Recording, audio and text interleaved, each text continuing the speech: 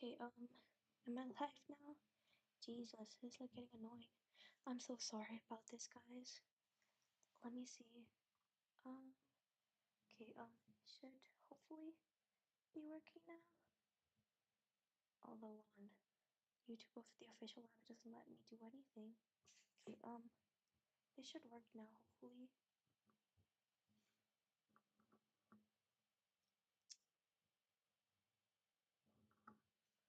Let me go to the update the app version, I guess. Let me see. It's like says that it's open and stuff, so like I'm really not sure. Channel live. Please work. Share. Copy link.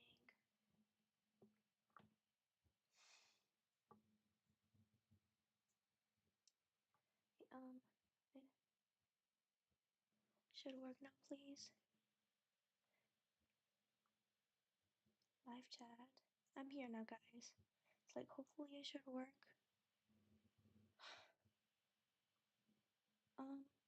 Let me see.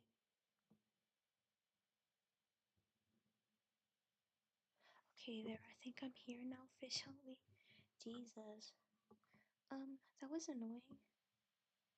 Okay, let me inform the people.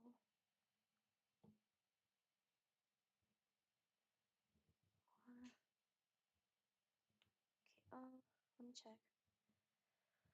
Oh, I'm back, guys. I am back. Okay, there. Wait. Let me go on next to inform people.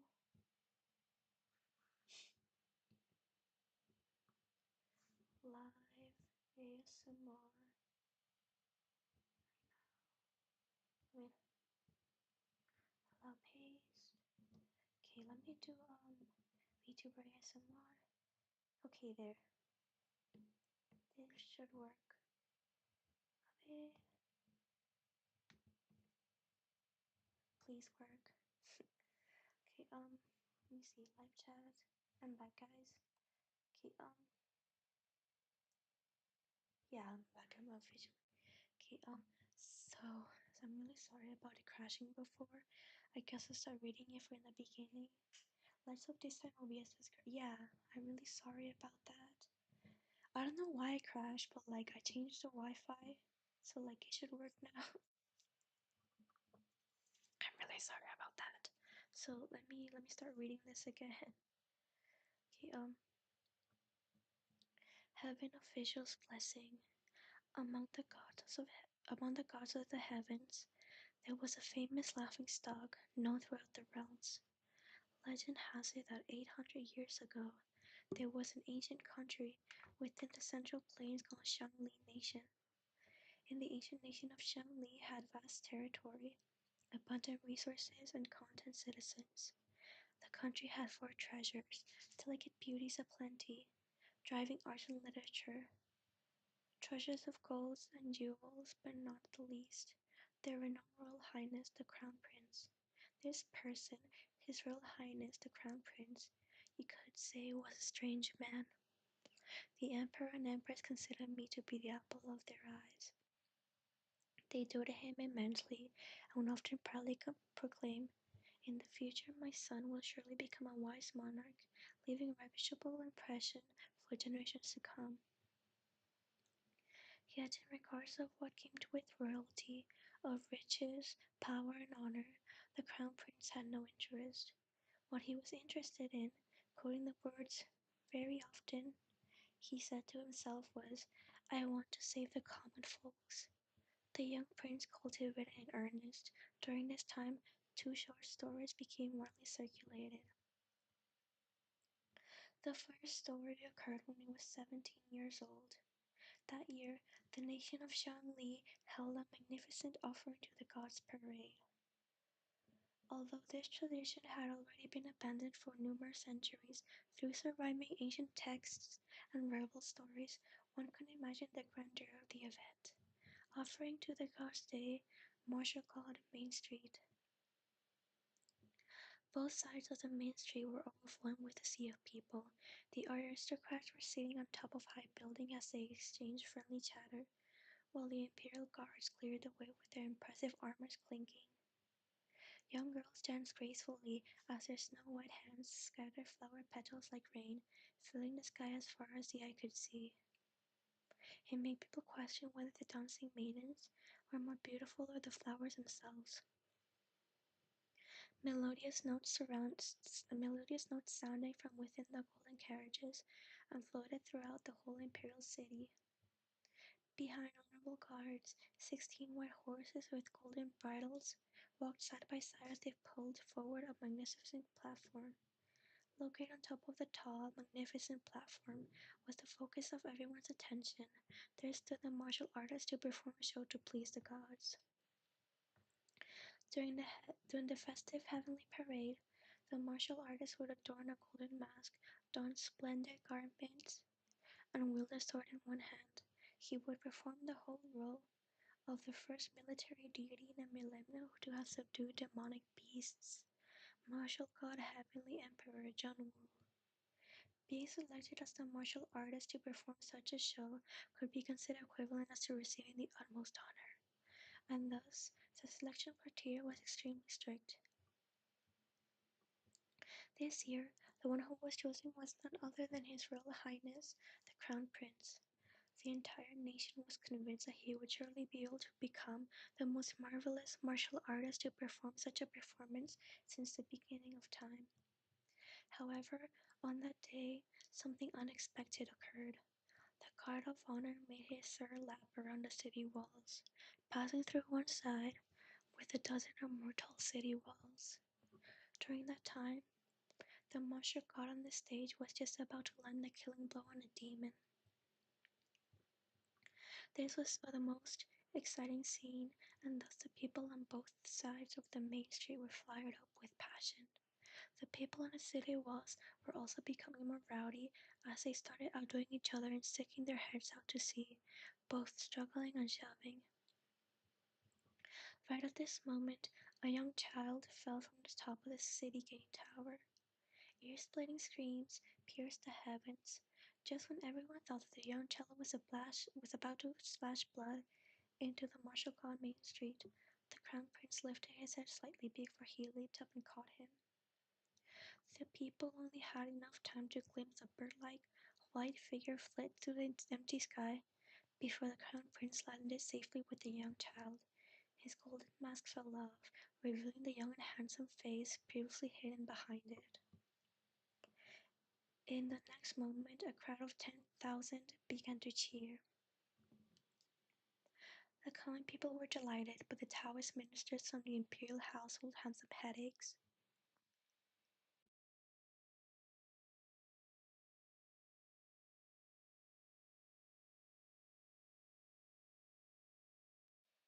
Okay, they never would have thought in a million years such a gigantic mistake would have occurred. It was ominous, too ominous. Every lap the magnificent platform does around the imperial city represents a prayer for a year of the country's peace and prosperity. Now that it had been interrupted, wasn't that the same as incurring disaster? The ministers were worried to the point they lost hair like rain. After they pondered over the past and the people now probable events that might occur in the future, they invited over the crown prince and tactfully suggested, "Your Highness, can you face the wall for a month to show your repentance? You don't have to actually do it. Just a gesture to show your intent would be enough." The crown prince smiled before replying, "No need." He explained his thoughts. "Saving people isn't something bad. How could the heavens fault me because I did the right thing? And if by chance the heavens do decide to blame you, then the heavens would be the ones who were wrong. Why should the people who were right apologize to the ones who were wrong?" The ministers were speechless. His Royal Highness the Crown Prince was exactly this type of person. He never encountered anything he wasn't able to accomplish, but he also met anyone who didn't love him. He was always right, and he was the heart of the world. Thus the ministers felt deep pain in their hearts as they thought, "What the hell do you know?" However, it wasn't convenient for them to say more, as they also didn't dare do it. His Highness wouldn't listen to them anyway. The second story also took place in the year the Crown Prince was 17. According to the legends, on the south side of the Yellow River existed a bridge called Yin Yang Bridge, where a famous ghost wandered for many years. This ghost was utterly terrifying, dressed in ruined armor with flames from hell following its footsteps. Its whole body was also covered in blood and pierced by numerous blades and shadows. Every step he took left behind the traces of both blood and fire. Every few years, it would suddenly appear during the night, wandering at the foot of the bridge and stopping travelers to ask them three questions. Where is this? Who am I? What will you do now? If one did not answer correctly, they would be completely swallowed by the ghost in one bite. However, nobody knew what the correct answers were supposed to be. Thus, after several years, this ghost already swallowed countless pedestrians. The Crown Prince heard about this matter one day while he was wandering about. After he found Yin Bridge, he began to guard the foot of the bridge continuously until he finally met the ghost haunting his bridge one night. The crown, I mean, of it, the ghost appeared and wandered in a flash, and sure enough, it was as eerie and as terrifying as what the rumors had claimed. It opened its mouth to ask the Crown Prince the first question, which the Crown Prince replied to him with a smile, "This is the human realm." However, the ghost replied that this is the abyss. Beginner's luck. It was only the first question, but he had already gotten it wrong. The Crown Prince thought to himself he was going to answer the questions wrong anyway, so why wait the ghost to finish asking? Thus he pulled out his weapon and began to fight. This battle lasted until the sky became twilight and the land was covered in darkness. The Crown Prince was highly skilled in martial arts, while the ghost became more daunting and dreadful. One man and one ghost fought on that bridge until the positions of the sun and moon had practically switched, before finally the ghost was defeated. After the ghost disappeared, the Crown Prince planted a flowering tree at the foot of the bridge. At that moment, a Taoist had been passing through and saw him scatter a handful of golden soil to help escort the ghost to its next life. He asked, "What are you doing?" The Crown Prince then spoke his famous 8 words, "Body in the abyss, but heart in paradise." When the Taoist heard that, he smiled slightly before transforming into a general deity clad in white armor. He stepped into a magical cloud, summoning a strong wind, and then flew into the sunlight. The Crown Prince had only realized that, by a lucky coincidence, he had unexpectedly encountered the martial god Heavenly Emperor himself, who had descended to the human realm to subdue demonic beasts. Thank you for the subscription, by the way. All the gods were already paying attention to the extremely astounding martial god after he had leapt into the city into the sky on the day of the offering to the gods parade.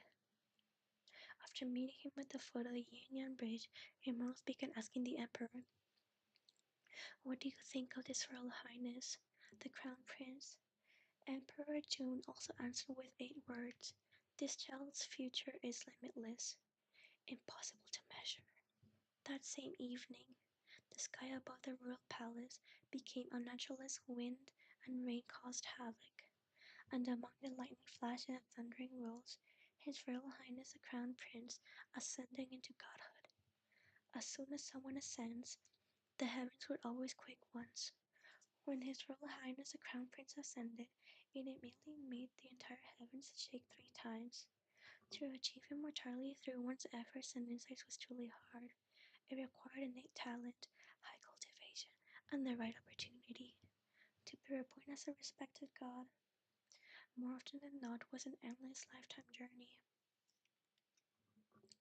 A youngster ascending into godhood and becoming an arrogant brat in the heavens wasn't something that hadn't happened, But there was also plenty of people who bitterly exhausted their entire life cultivating, yet still did not achieve immortality.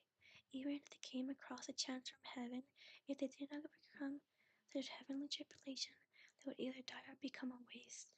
Countless humans, like the grains of sand in a desert, had lives of mediocrity from start to finish, unable to find the right paths due to ignorance. And so His Royal Highness, the Crown Prince, was undoubtedly the heaven's beloved darling. The things he wanted, there was nothing he could not obtain. The things he wanted to do, there was nothing that was impossible for him to accomplish. And when he wanted to ascend into godhood, he really ascended into godhood at age 17. Originally, the Crown Prince was already popular with his people, coupled with how was the Emperor and Empress's greatly missed beloved son.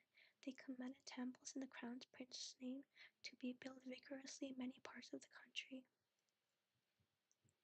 Statues were erected and everyone assembled to pay their respects. The more believers he had, the more shrines were built, so he lived longer and became more powerful. As a result,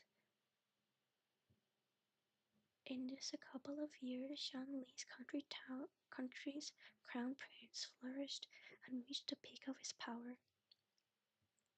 Until 3 years later, when Shanli descended into chaos. The reason for the chaos was due to the emperor's cruel governing, prompting a rebel army to rise for justice. However, though the fire of war had already started flaming in the human realm, heaven's godly officials could not meddle according to their wishes.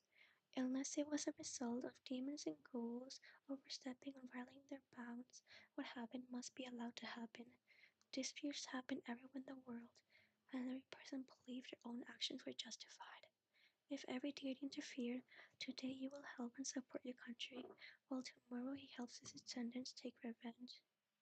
Wouldn't that result in immortals coming to blows so frequently that it might eventually cause the life to be destroyed? In His Royal Highness the Crown Prince's case, it was something he should keep out of even more. But he didn't care about that. He told Emperor Jun, "I want to save the common people." Though the Emperor Jun had accumulated spiritual godly power for thousands of years, even he did not dare to lightly say those words out loud. When he heard the Crown Prince, his mood could be easily imagined. However, Emperor Jun couldn't do anything about him. He could only helplessly say, "You cannot save everybody." The Crown Prince replied, "I cannot." Therefore, he descended to the human realm with no secondary thoughts. The people of the entire Shanli country naturally celebrated. However, since ancient times, folk tales had long tried to warn people of a truth. The event of an unauthorized immortal descending to the human realm would absolutely not bear a good result. Thus, the fires from the war did not die down, and instead began burning even more wildly. It wasn't that His Highness the Crown Prince did not do his best, yet it would have been better if he had not done his best. The more he strived, the more complicated the war became. The people of Shanli were beaten till their heads fell and their blood flowed, suffering disastrous casualties. Finally, a plague swept through the whole imperial city, and the rebels broke into the palace, ending the war. One could say that Shanli country had been struggling whilst at death's door. His Royal Highness the Crown Prince had been the one to directly suffocate them. After the country was wiped out, after the country was wiped out, the people suddenly realized something. So it turned out that the Crown Prince deity was not as formidable or perfect as they had imagined. Into your brandy, by the way. To put it more vulgarly, wasn't he just a useless figure who was unable to accomplish anything, but liable to spoiling everything else? Unable to end the suffering they had after losing both their homes and their beloved ones, every people covered in wounds rushed into the Crown Prince's palace hall. They pushed down his godly statue and burned his shrines. 8,000 temples was burned for 7 days and 7 nights, burning until they completely disappeared. From then on, a martial god known for protection and peace faded away, and a demonic god who attracted disasters was born. When people said you were a god, then you were a god. If they said you were shit, then you were shit. Whatever the people said you were, that was what you became. It had always been like this. No matter what, His Highness the Crown Prince couldn't accept this fact. What he could not accept was even more the punishment given to him, banishment. His cultivation was destroyed, and he was to be thrown into the human realm. From childhood, he had been spoiled 1,000 ways as he grew up, so he never suffered the pains and difficulties of normal people. Thus this penalty made him fall from high in the clouds, down into the mud. And in this mud, it was the first time he experienced starvation, poverty, and the feeling of filth. It was also the first time he did things he had never imagined him ever doing: pilfering, robbing, violently cursing, and abandoning himself into despair. Prestige entirely lost, self-esteem completely gone, he became as ugly as one wanted him to be. Even the most devoted attendants were unable to accept him who changes his way, and thus they chose to leave. Body in the abyss, but heart in paradise. These 8 words were carved almost everywhere in the stone tablets and boards of Shanli country. Had they not been almost entirely burned away in the war, if His Royal Highness the Crown Prince were to see them again, he would be the first to rush up and smash them, because the one who personally said the phrase had already proved that when his body was in the abyss, his heart was not in paradise. He ascended quickly and descended even quicker. The martial god's words on his face as his graceful glance, having met both demon and god by the chance of a yin-yang bridge. They seemed as if they were things that had happened yesterday. The heavens sighed for a bit, for the things that happened in the past remain in the past. Since ancient times, I've skipped a sentence, my bad. Many years passed when one day a loud sound shook the heavens. That Royal Highness the Crown Prince ascended to godhood for the second time. Since ancient times, gods who had been banished treated it as a setback leading to total collapse. Before degenerating into a ghost or a demon, there were absolutely very little people who were able to reverse their fortunes and return after being banished. This effect of ascending for a second time was something entirely worthy of only the vigorous and the strong. What was even more vigorous was that right after he ascended, he charged into the heavens to beat up and murder everyone in all 4 directions. Thus, the Crown Prince not only ascended for the time it took to burn one incense stick before he was kicked down again. One incense stick. It could be said that it was history's quickest and most violent, yet brief ascension. If one said that his first ascension was something to be praised, then his second ascending could only be called a farce. After these 2 times, everyone in heaven turned their backs on this Crown Prince, but although they abandoned him, they still felt a bit on guard. After all, after he was demoted once, he was driven to such a state of desperation. Now he was banished twice. Would he become a demon and retaliate by abusing the common people? Who knew that after he was demoted again, he did not become a demon quite sincerely adapted to his banished lifestyle. There were no problems at all. And the only problem was that he was really too earnest. Sometimes he performed in the streets, masterfully singing or playing both wind and bowed instruments of all kinds. Even breaking a giant stone on his chest was nothing difficult for him. Although they had long heard that His Royal Highness the Crown Prince could sing and dance and was multi-talented, to actually see it in a situation like this really made one's mood become complicated. Sometimes he even industrially and conscientiously accepted rubbish. All the gods were astonished. For things to become like this, it was really unimaginable. It was to the extent that nowadays, if someone told the other that you gave birth to a son who was Shanli's crown prince, would be much more malicious than cursing out the other party's descendants. In any case, he was once the peerless beauty, His Royal Highness the Crown Prince, who had been ranked as Heaven's official to be modeling to the state. There really wasn't anyone else like him. The so-called laughingstock of the three realms was exactly due to this reason. After laughing, those who were more sentimental would perhaps sigh. The proud and aloof son of the heavens from the past truly disappeared. His godly status toppled over, and his ancient country was destroyed with not a single believer left. Slowly he became someone gradually forgotten by the world. Thus no one knew where he had wandered off to. To be banished once was already extraordinary shame and humiliation. To be banished twice, no one could ever climb up again. After many more years, there was suddenly a day where the heavens was once again disturbed by a loud noise. It was extremely violent as the ground quaked and the mountains shook. The altar lamps that burned day and night trembled as their flames danced violently. Godly officials who were awakened departed from their own palace halls, rushing about as they asked, "Who is the archer that descending? This place is shaking too much." Who knew? Just after sighing, "How amazing! How amazing!" At the next glance, all of the heaven's gods felt as they were being struck by lightning over and over again. "Are you still not finished?"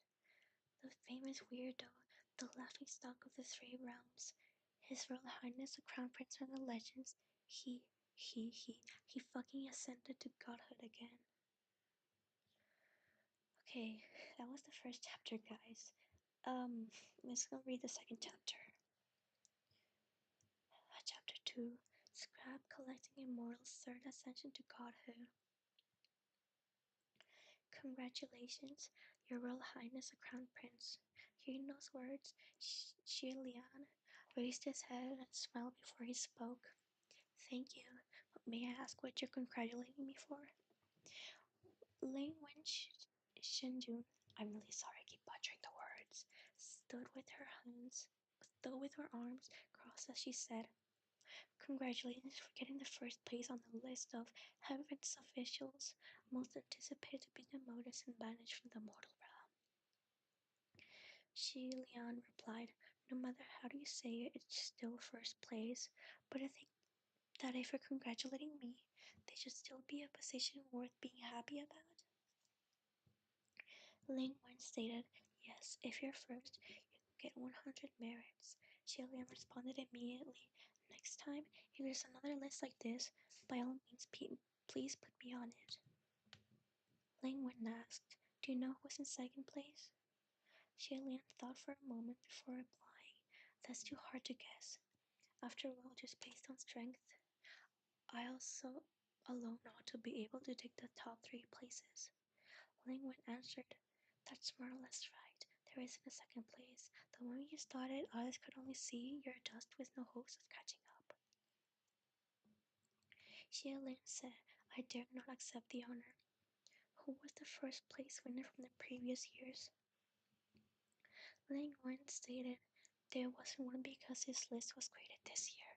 More accurately, it was set up today."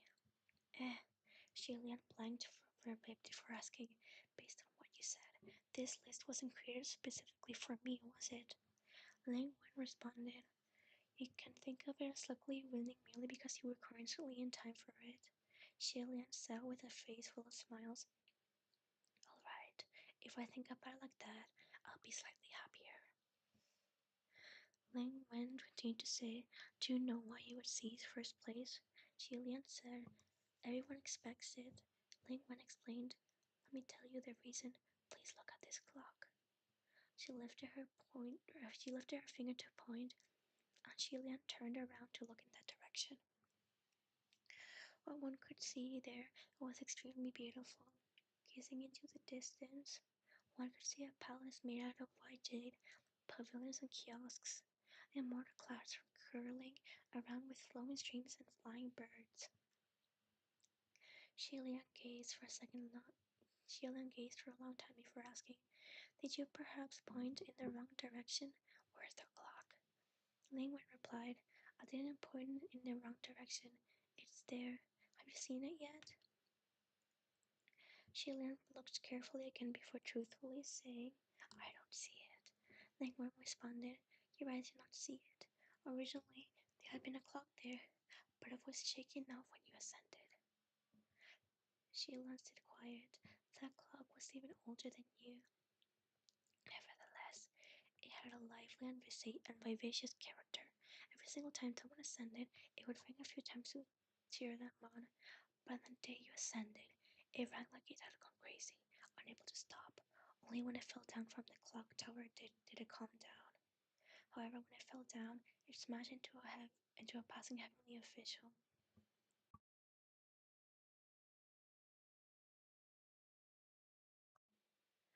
Okay, Lian asked, This, then are they okay now? Ling Wen said, No, they're still being repaired. Lian, I'm referring to the heavenly official who was hit. Ling Wen replied, The one who got hit was a martial god. He turned his hand over on the spot and split the clock into two halves. But now, please look over at the Golden Palace Hall. Do you see it? She pointed again, and Lian's gaze followed her finger once more. He saw a vast area covered in mist and clouds before seeing the top of a resplendent palace roof made of gold glass. Lian said, I see it this time. Lingwen responded, If you see something, that means there's something wrong. Originally there had been nothing there. When you ascended, many heavenly officials' golden palaces took to the point that their golden pillars toppled over and their glazed roofs shattered. Some palaces couldn't be repaired in such a short period of time. Without any better options, many people improvised and built new and temporary palaces. I'm to blame? You're responsible for it. Shilian asked to confirm. Did it happen to offend many heavenly officials the moment I came up? Lingwen answered, If you can redeem yourself, then perhaps you won't. What can I do to redeem myself? That's easy to answer. 8,880,000 merits. Shilian smiled again.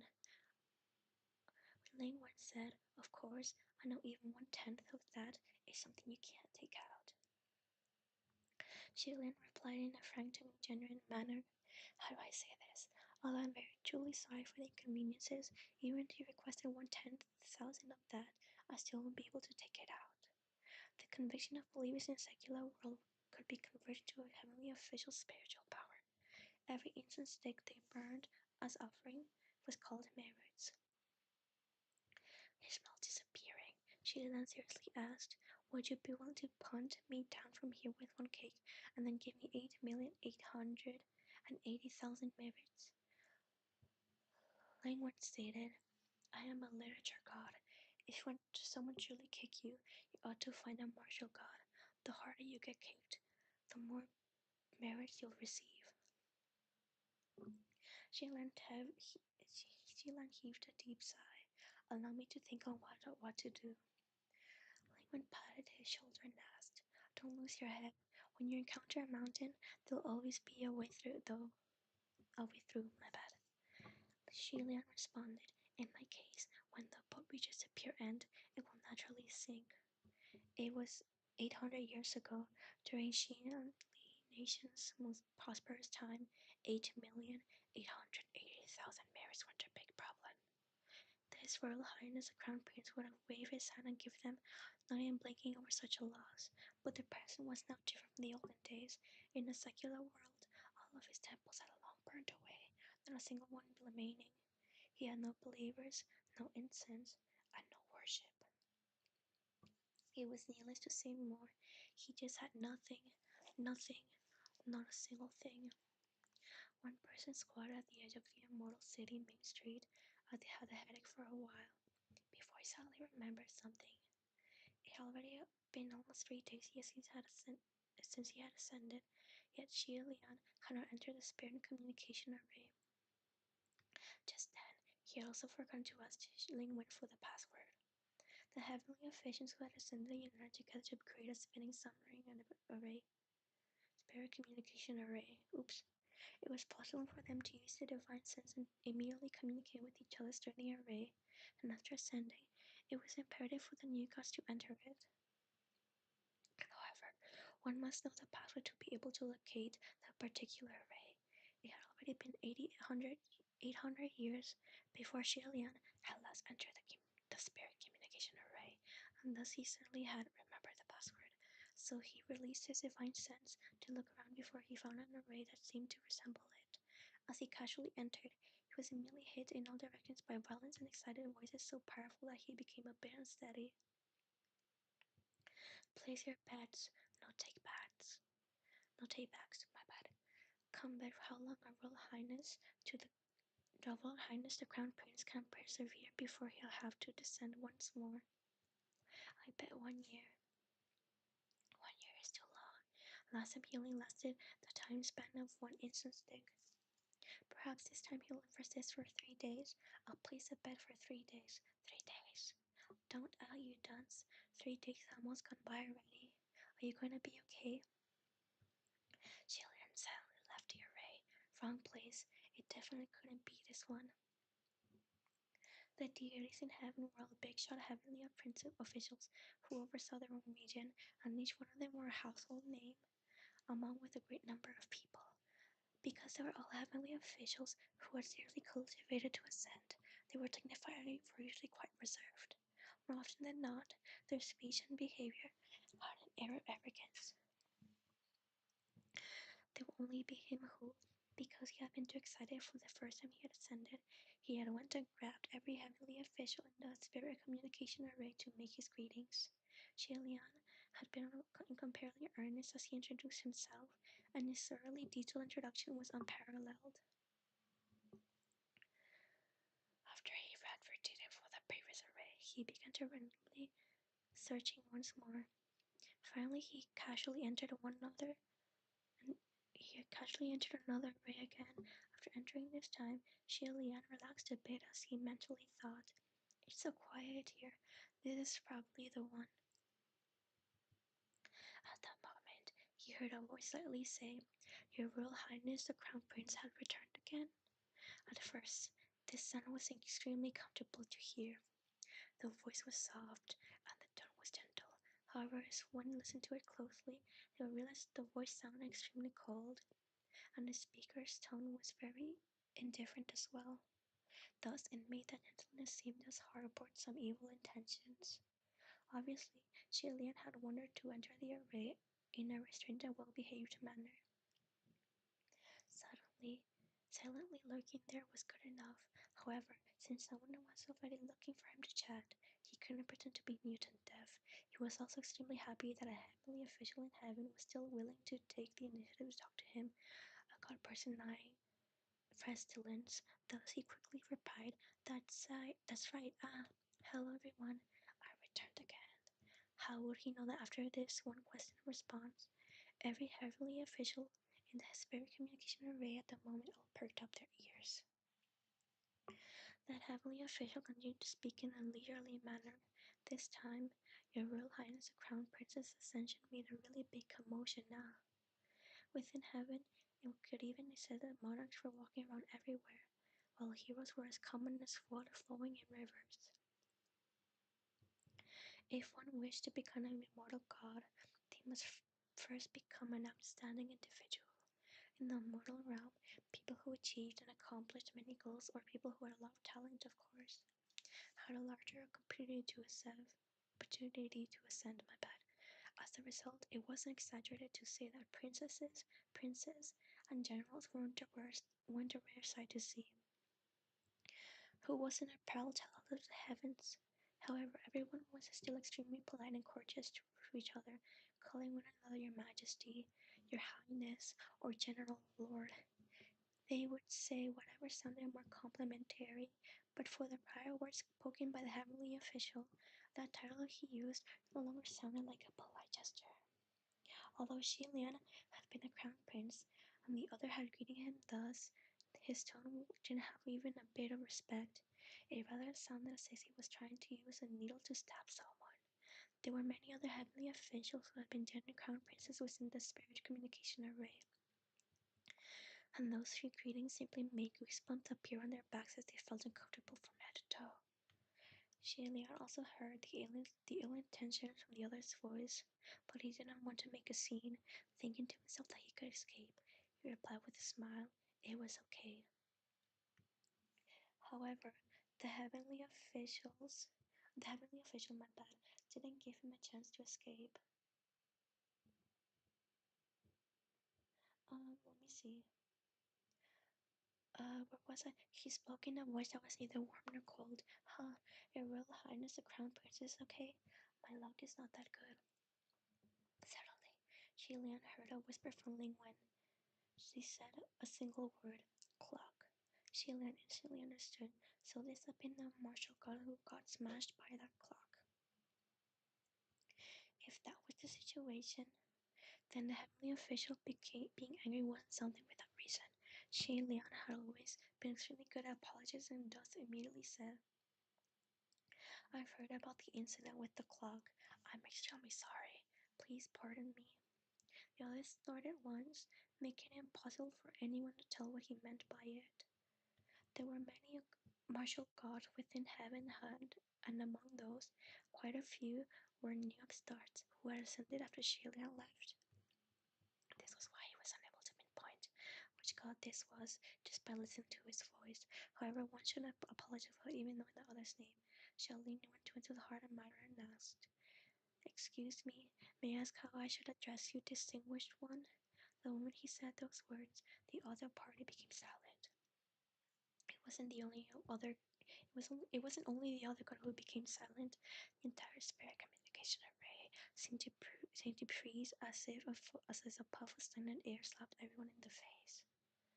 On the other side, Ling Wen whispered to him once more, "Your Highness, though I don't believe you haven't recognized the other person after talking to him for so long, I still want to remind you that is Xuanzhen." Xiangli asked, "Xuanzhen? I don't know how to pronounce this, I'm sorry." He choked up in a flash, but they were finally reacting as he sent the message back in slight shock. "This is Mu Qing." Xuan Zhen Jun, my bad guys, was a martial god who kept watch over the southwest. He had 7,000 temples, and in the mortal realm, his reputation was illustrious. This Xuan Zhenjun, who had the personal name Mu Qing, used to be a deputy general in the palace halls of Xiangni's country, crown prince 800 years ago. Ling Wen was also very shocked. "It couldn't be that you really didn't recognize him?" Lian replied, "I really didn't recognize him. Back then, he didn't talk to me in this manner. In addition, I can't even remember when was the last time I met him. If it wasn't 500 years, then it was 600 years ago. I almost completely forgotten what he looked like, so how could I still recognize his voice?" It remained silent within the spirit communication array. Mu Qing, didn't make a single peep. The other heavenly officials on one hand pretended that they weren't listening, while on the other hand, they crazily waited for someone to continue talking. When it came to these two, it was extremely awkward. It was relatively awkward, my bad. After so many years, many rumors have been passed on, so everyone already understood almost everything. Hold on, let me answer this thing. I am on YouTube live. My bad, guys. Somebody wants to join the live. Hey, Sugarvenomiiart. Okay, there. Yeah, I'm live on YouTube, guys. My bad. When it came to those two, oh wait, I already read that. So everyone already understood almost everything. In those days when Lian had been the precious Qiangli crown prince, he cultivated a Huangji temple. That Huangji temple was the Xiangli's country's imperial Taoist temple. Their selection standards for disciples were extremely strict. Mu Qing came from a poor background, and his father was a sinner who had been beheaded. Did the live end? Not again. Please tell me the live didn't end. Please? Okay, it's here. My bad, guys, I was scared for a moment. Okay, where was I? I'm still here, right, guys? Hopefully.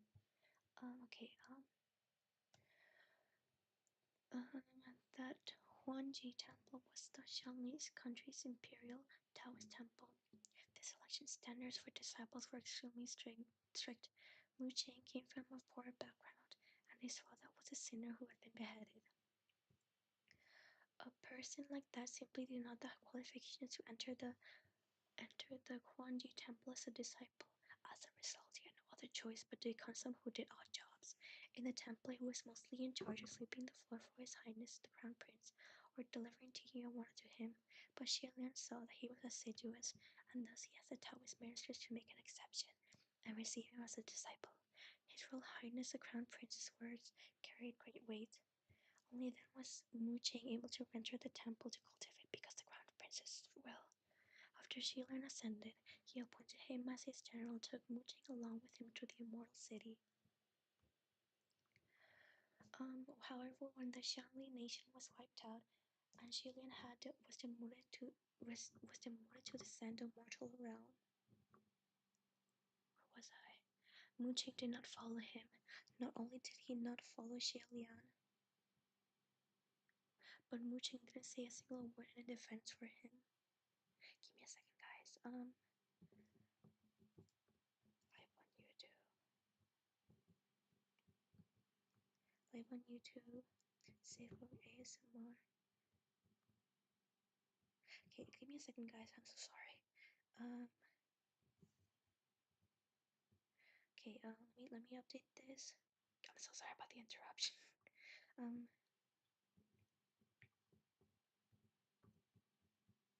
For YouTube Live, Sugarvenomiiart.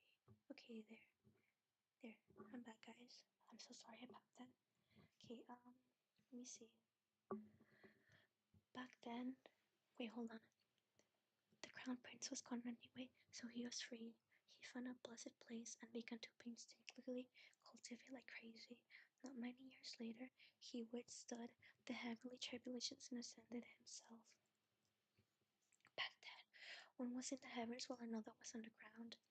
Now there was still one in the heavens and one on the ground. It was just that the two people's circumstances were thoroughly reversed. At the other end, Ling Wen said, "He's really angry." Xilian replied, "I've guessed that too."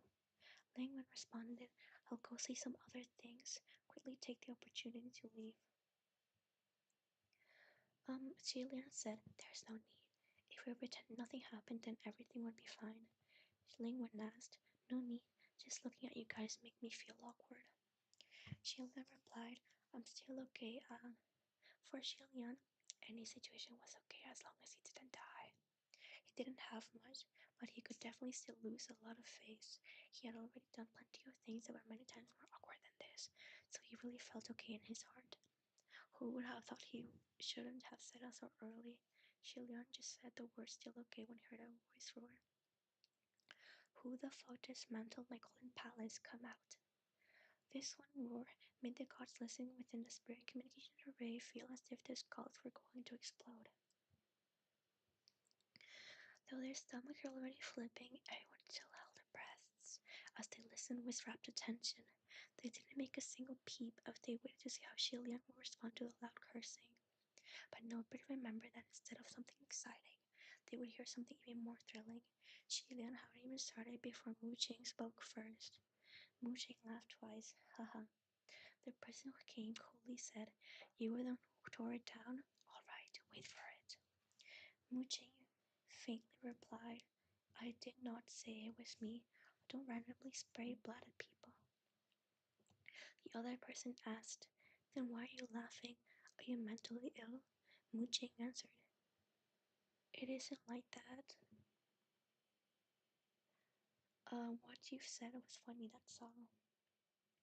Wait, hold on. What? Okay. Let me see. Mu Chang answered, "Oh, the person who destroyed the golden pellet is currently in the spirit communication array. You can go and ask him yourself." With things evolving to this degree, no matter what, Xilian was too embarrassed to escape now. He coughed early before saying, "It was me, I'm sorry." The moment he spoke, the person who came later also became silent. By his ear, Ling Wen again transmitted a message. Your Royal Highness.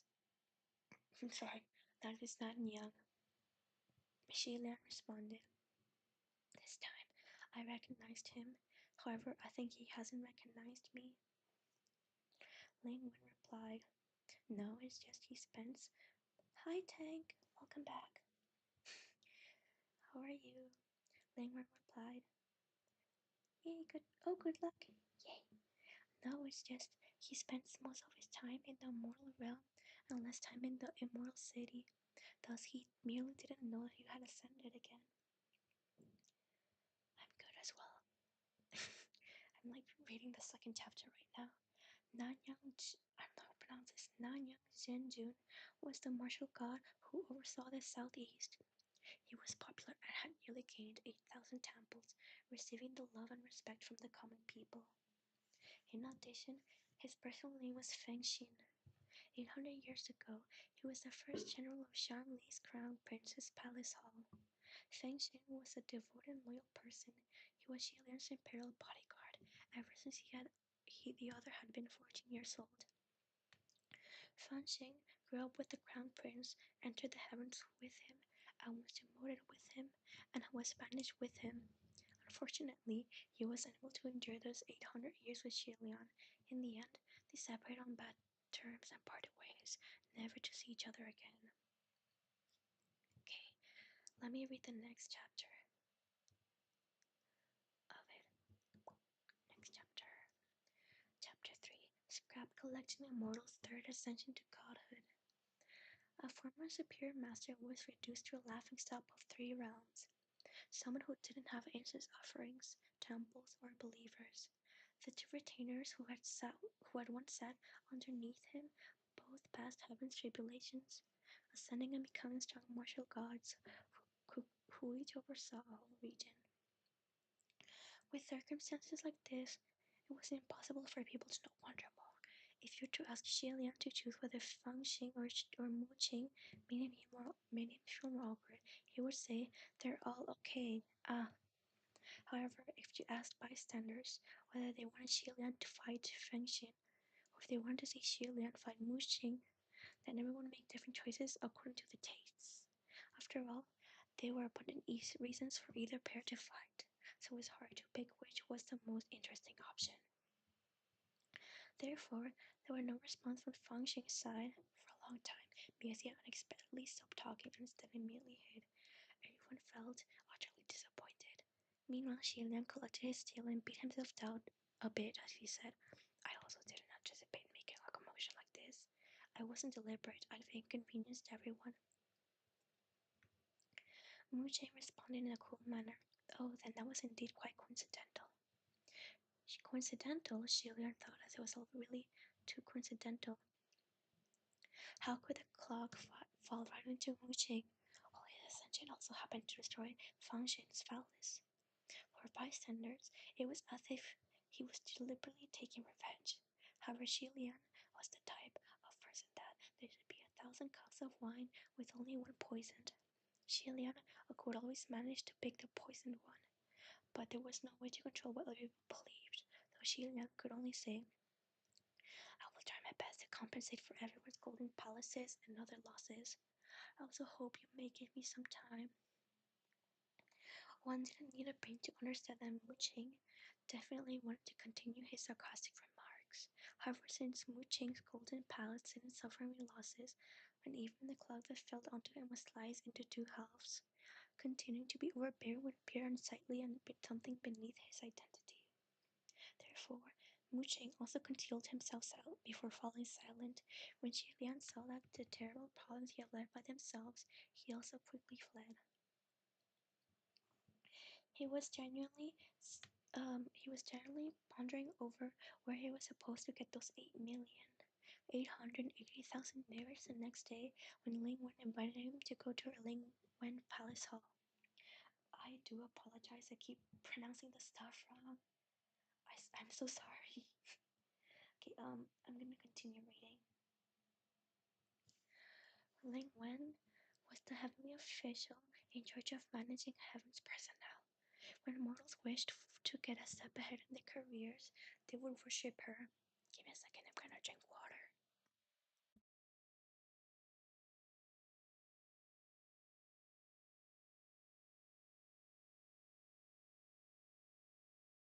Okay, I'm back.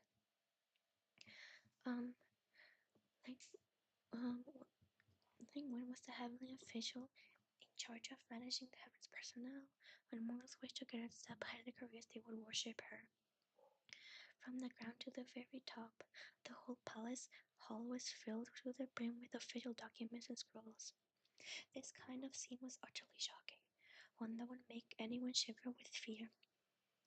As Shilian walked forward, he saw that every heavenly official coming out of Lingwin's palace hall. I'm so sorry.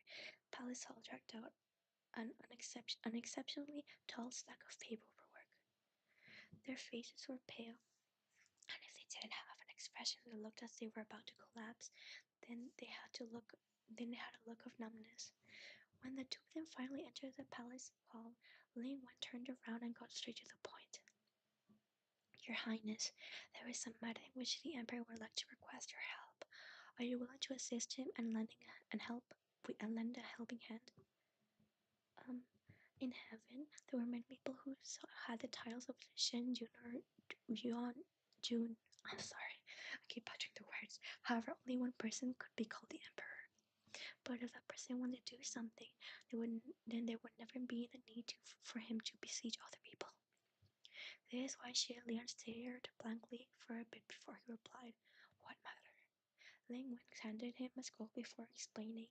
Recently, the North had a large number of zealous worshippers praying for blessings. It can be assumed they aren't passing their days peacefully. Give me a second, guys. I need to charge my phone.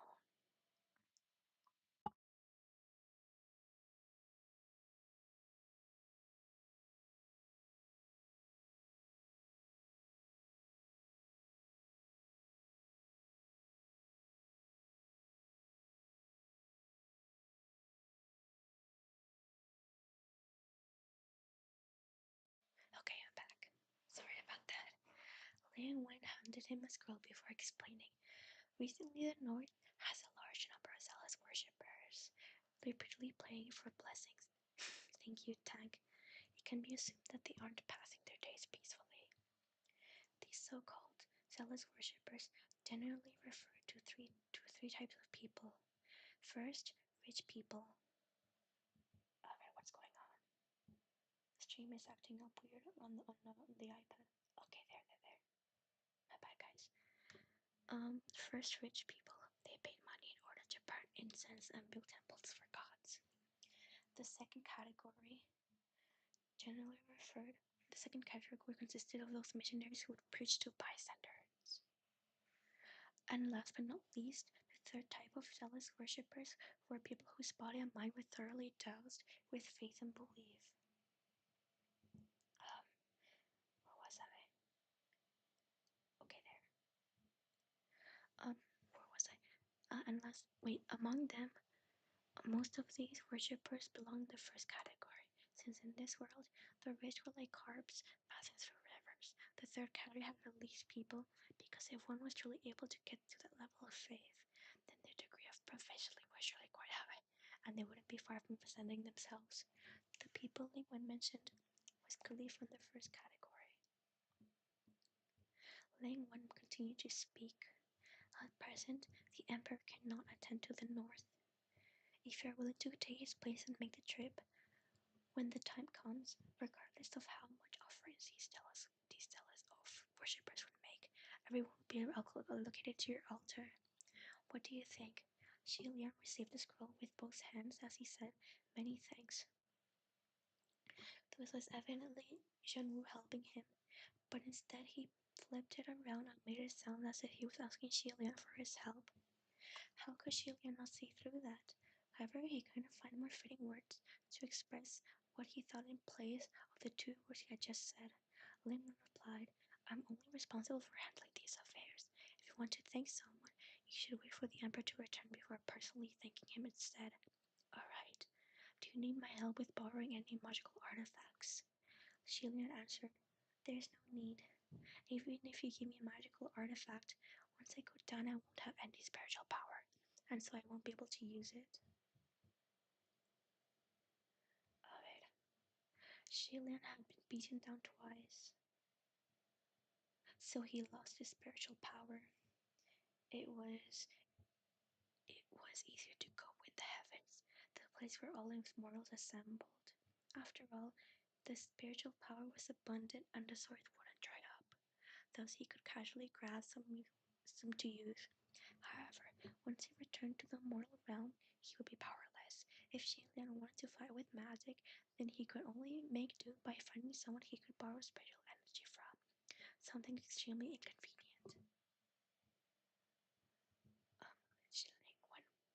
Ling Wen pondered for a moment before saying, "Then it would be best to borrow a few martial guards to assist you and lend a helping hand."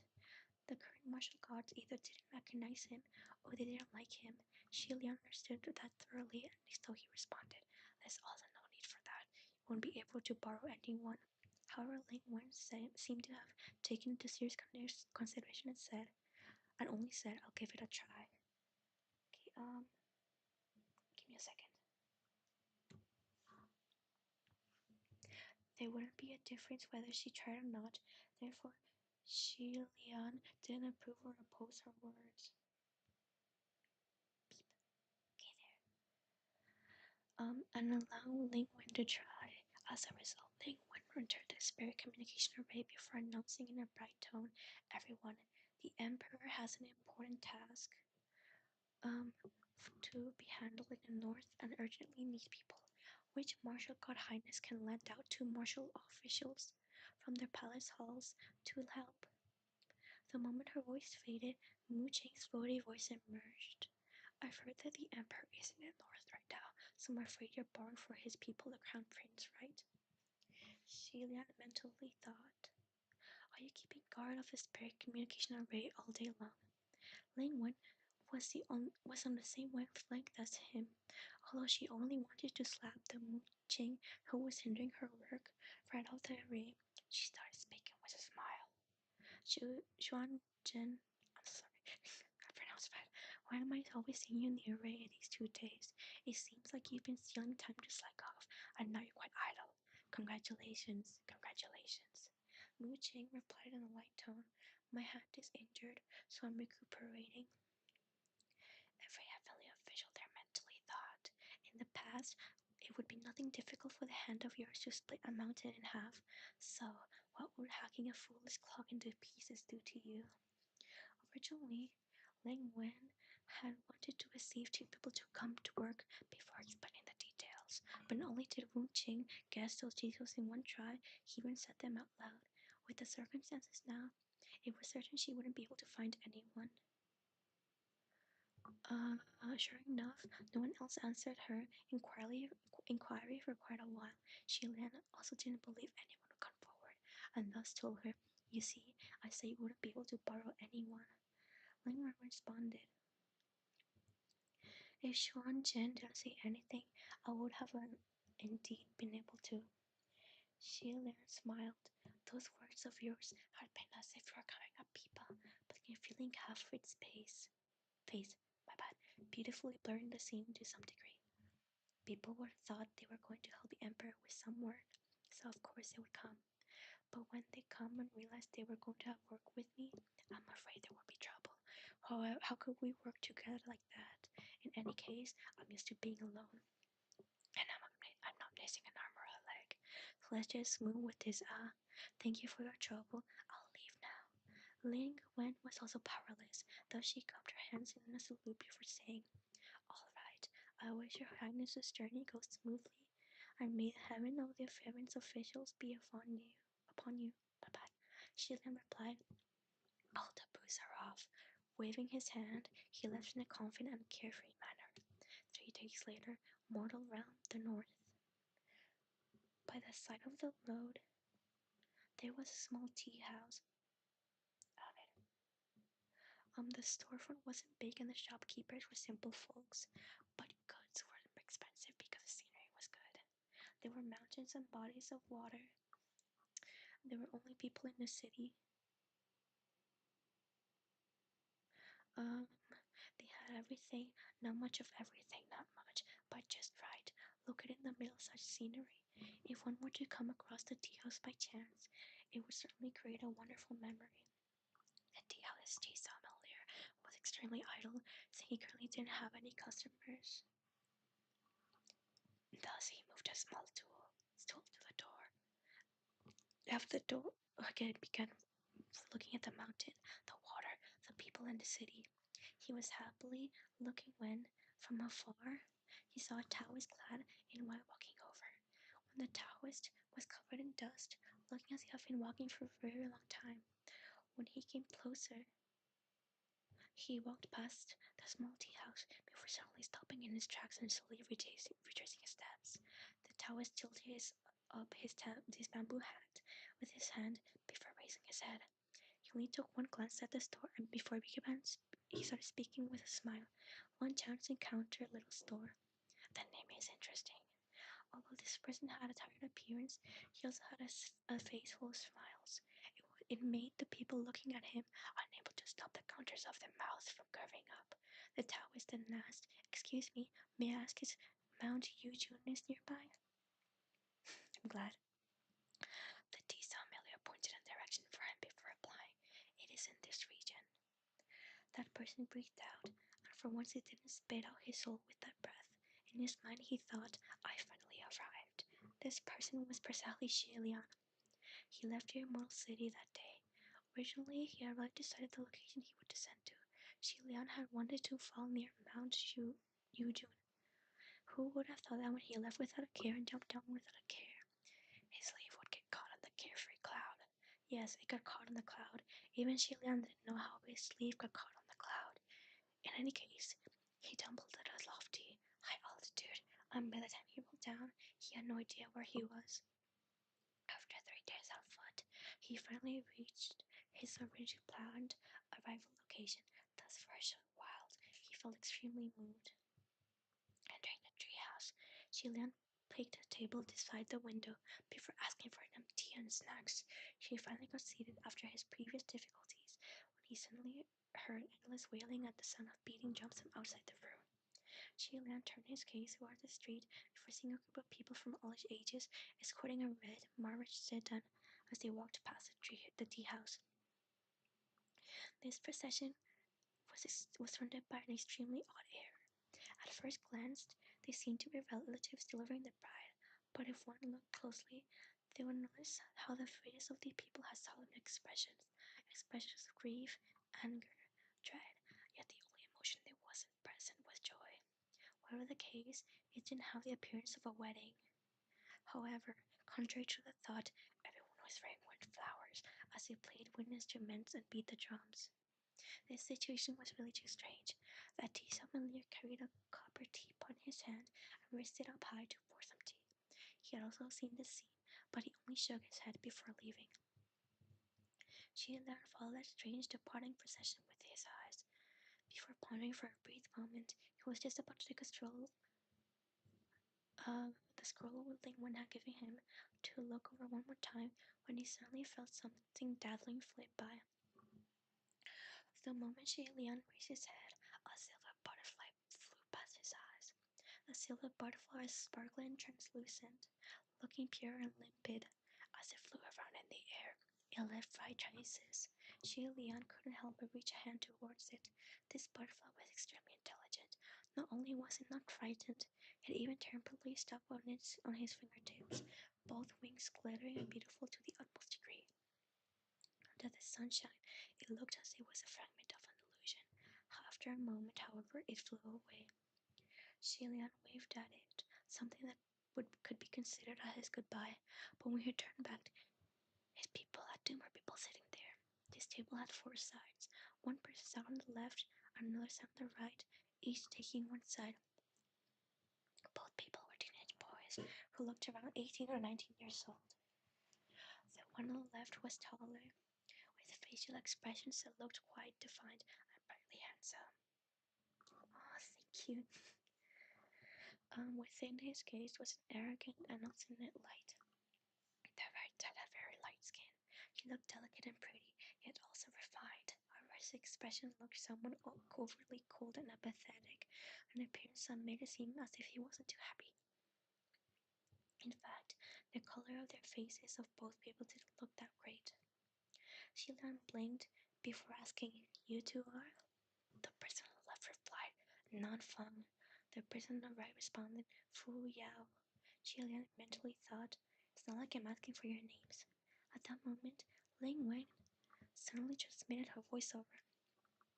She said, "Your Highness, there are two small martial guards from Middle Heaven who are willing to help. They've already gone down to look at you, so they should have arrived by now. Give me a second, guys. I'm gonna fix something."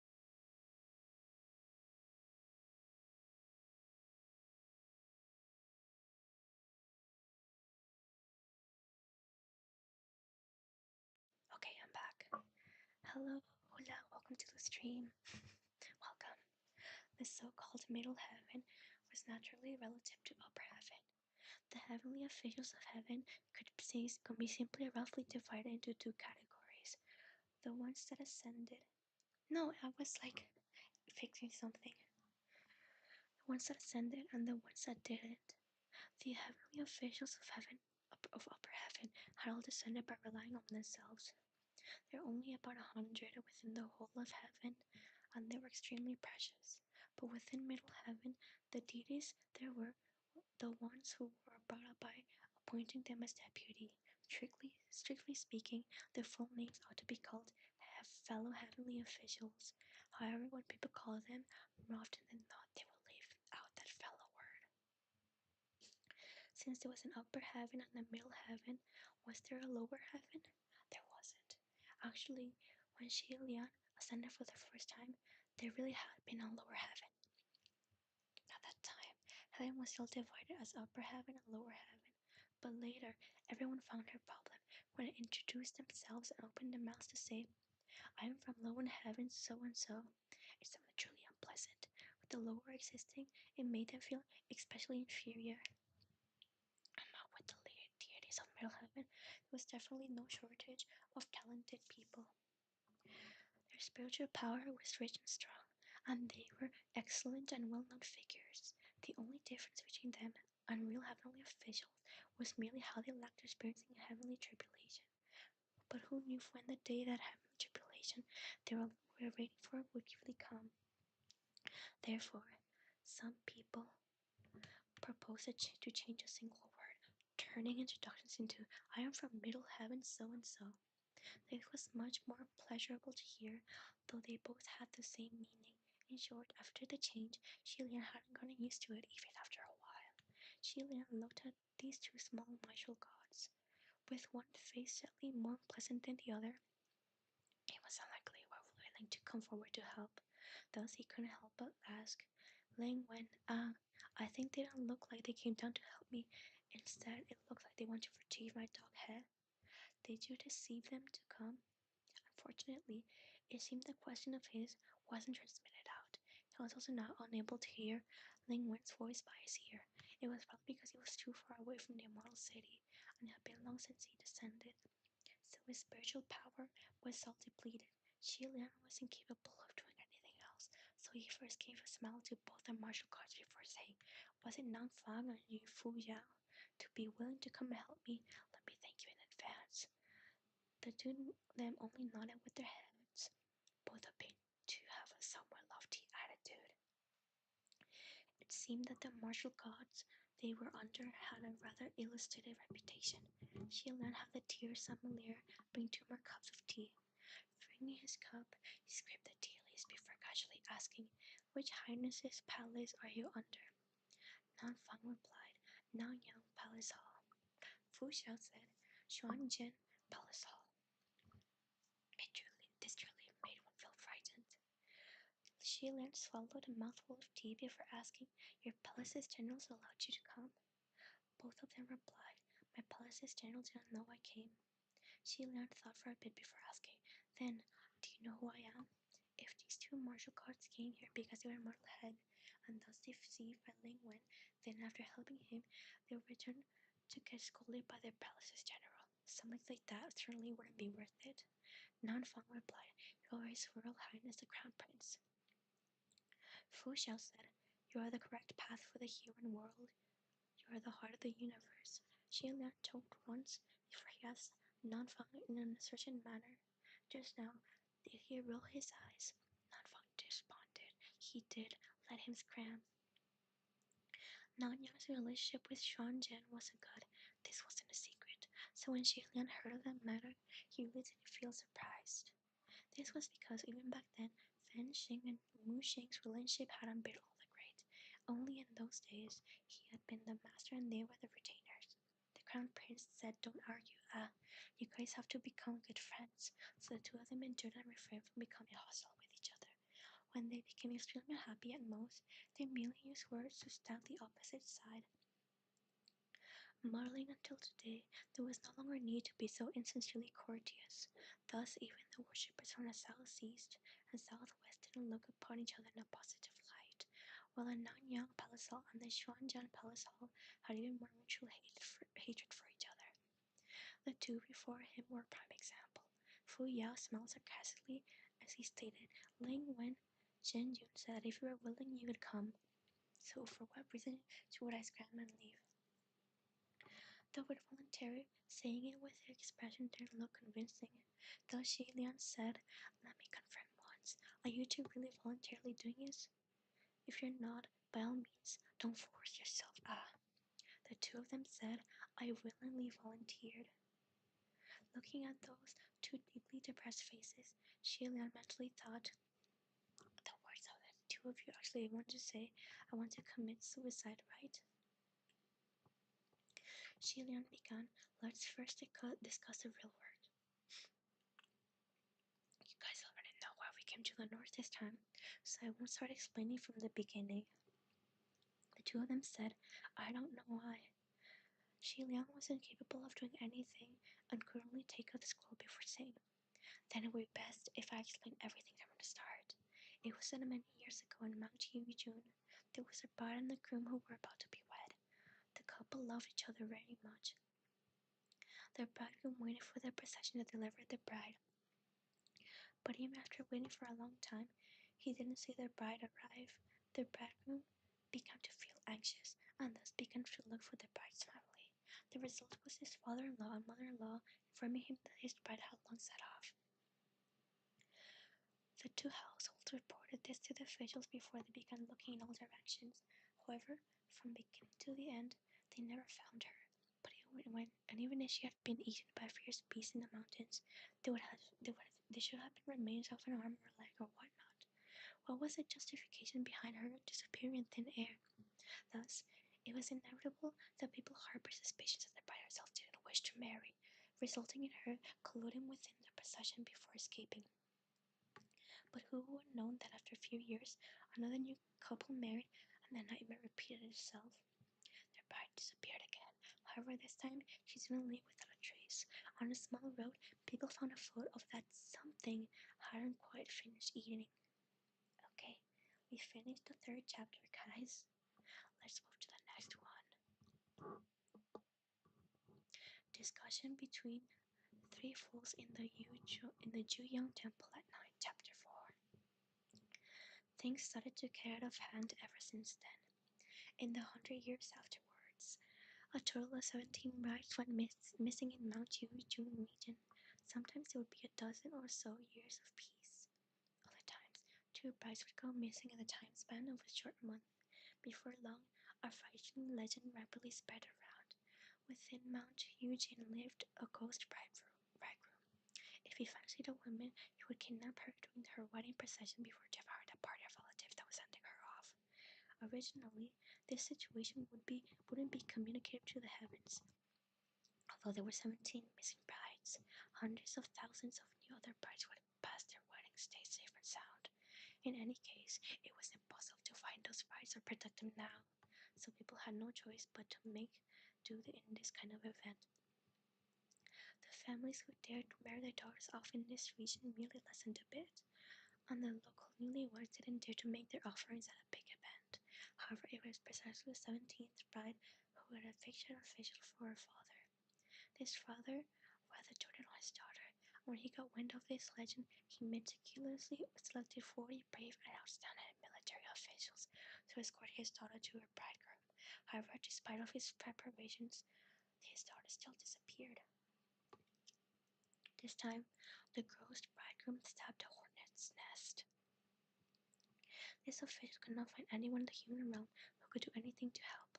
As a result, he furiously made an alliance with his government official friends, and then crazily performed a ritual.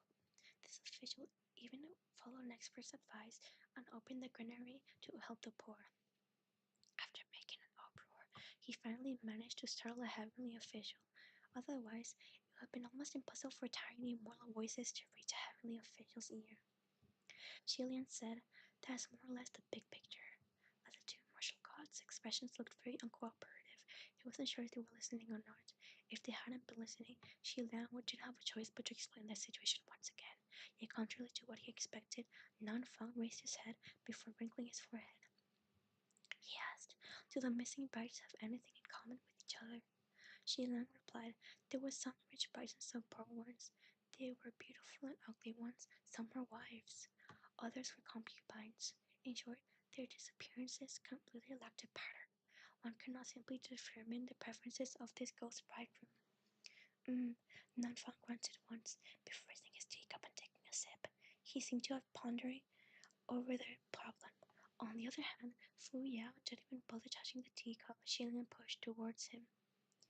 He just leisurely and continuously wiped his fingers with a white handkerchief before he asked indifferently, "Your Highness, the Crown Prince, how do you decide that the ghost is the bridegroom? That can't be certain. No one has ever seen it before.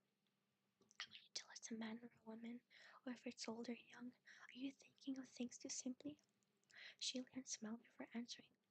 The conclusion written on the scroll was a summary by the heaven officials from Ling Wen's palace was all. The ghost bridegroom is just a popular name used among the people. However, what you said really makes sense. After these exchanges, Xi Lian realized that these two martial gods' thought processes were quite sharp, although their expressions didn't look good. They weren't careless about their work affairs. This made Xi Lian feel considerably gratified.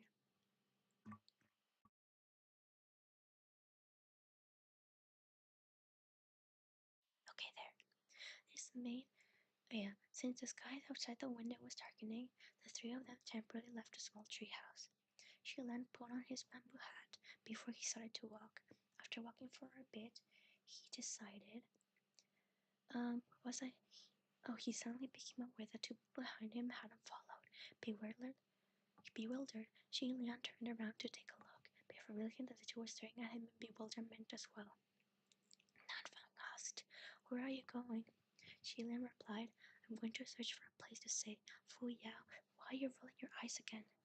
Nanfang asked again in bewilderment.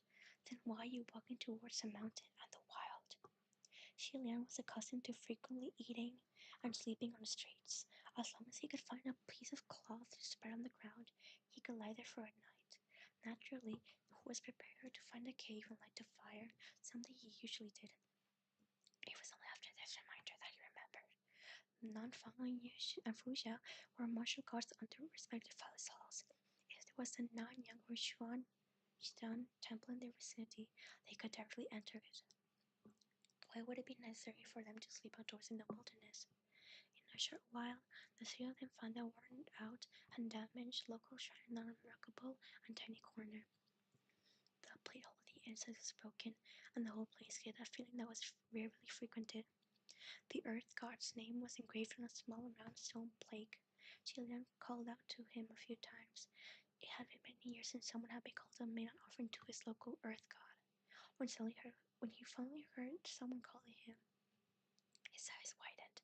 He saw the three of them standing in front of him. Even the area around their bodies was covered with a rich layer of divine light. It was simply impossible to see their faces clearly. Jumping up with great alarm, the earth god trembled and shrieked before asking, "Do the three heavenly officials have any orders for the humble me?" Jilin nodded his head, greeting before speaking, my bad. There are no orders. We merely want to ask if there are any General Nanyang or General Xuanyang temples in the vicinity. The earth god didn't dare to slight them, and thus replied, this. He calculated on his fingers before saying, around 5 li from here, there's a temple to provide offerings to General Nanyang. She then pressed both of her hands together before replying, many thanks. However, that earth god felt that he was being blinded by those two dazzling lamps that divine light standing beside Jiluan. Thus he quickly concealed himself again. Meanwhile, Shilian fumbled before finding some coins to use as an offering for the earth god's shrine. Then, upon spotting the incense sticks that cascaded to the side, he straightened them up before letting them up. During this process, Fu Yao rolled his eyes so many times, Shilian practically wanted to ask him if his eyes were tired. As expected, 5 li later, they really spotted a temple. It was erected beside the roadside, and it looked to be popular and prosperous. Although the temple was rather small, everything one would meet was there. Still, the place bustled with unusual excitement, and noise as people came and left. The three of them concealed themselves before entering the temple, and sure enough, a Kali statue of an armored Nanyang martial god holding a bow was precisely what was located on the altar of offerings. The moment Shilian saw this Kali statue, he went, once in his heart. For a small temple in the countryside, the Kali statue itself and the paint were clearly quite crudely. As a whole, the look of this statue contrasted to Shilian's expression of Fan Xing himself. However, most heavenly officials who were accustomed to their godly statues were inaccurately depicted. Don't mention how their own mothers wouldn't recognize them. There were some heavenly officials who wouldn't even recognize their own godly statues. After all, there weren't many master artists who had met the heaven officials personally. Therefore, these statues were either beautiful to the extreme or immensely ugly. One could only rely on the statue's specific posture, their weapon, and their garments to recognize which family official the statue was depicting. My bad, guys. I keep slurring my words. Generally speaking, the richer the area was built on, the closer the gully statues would look when compared to the heaven officials themselves. The poorer the place, the more inferior the artist's taste, which will result in the gully statue becoming truly a tragic sight.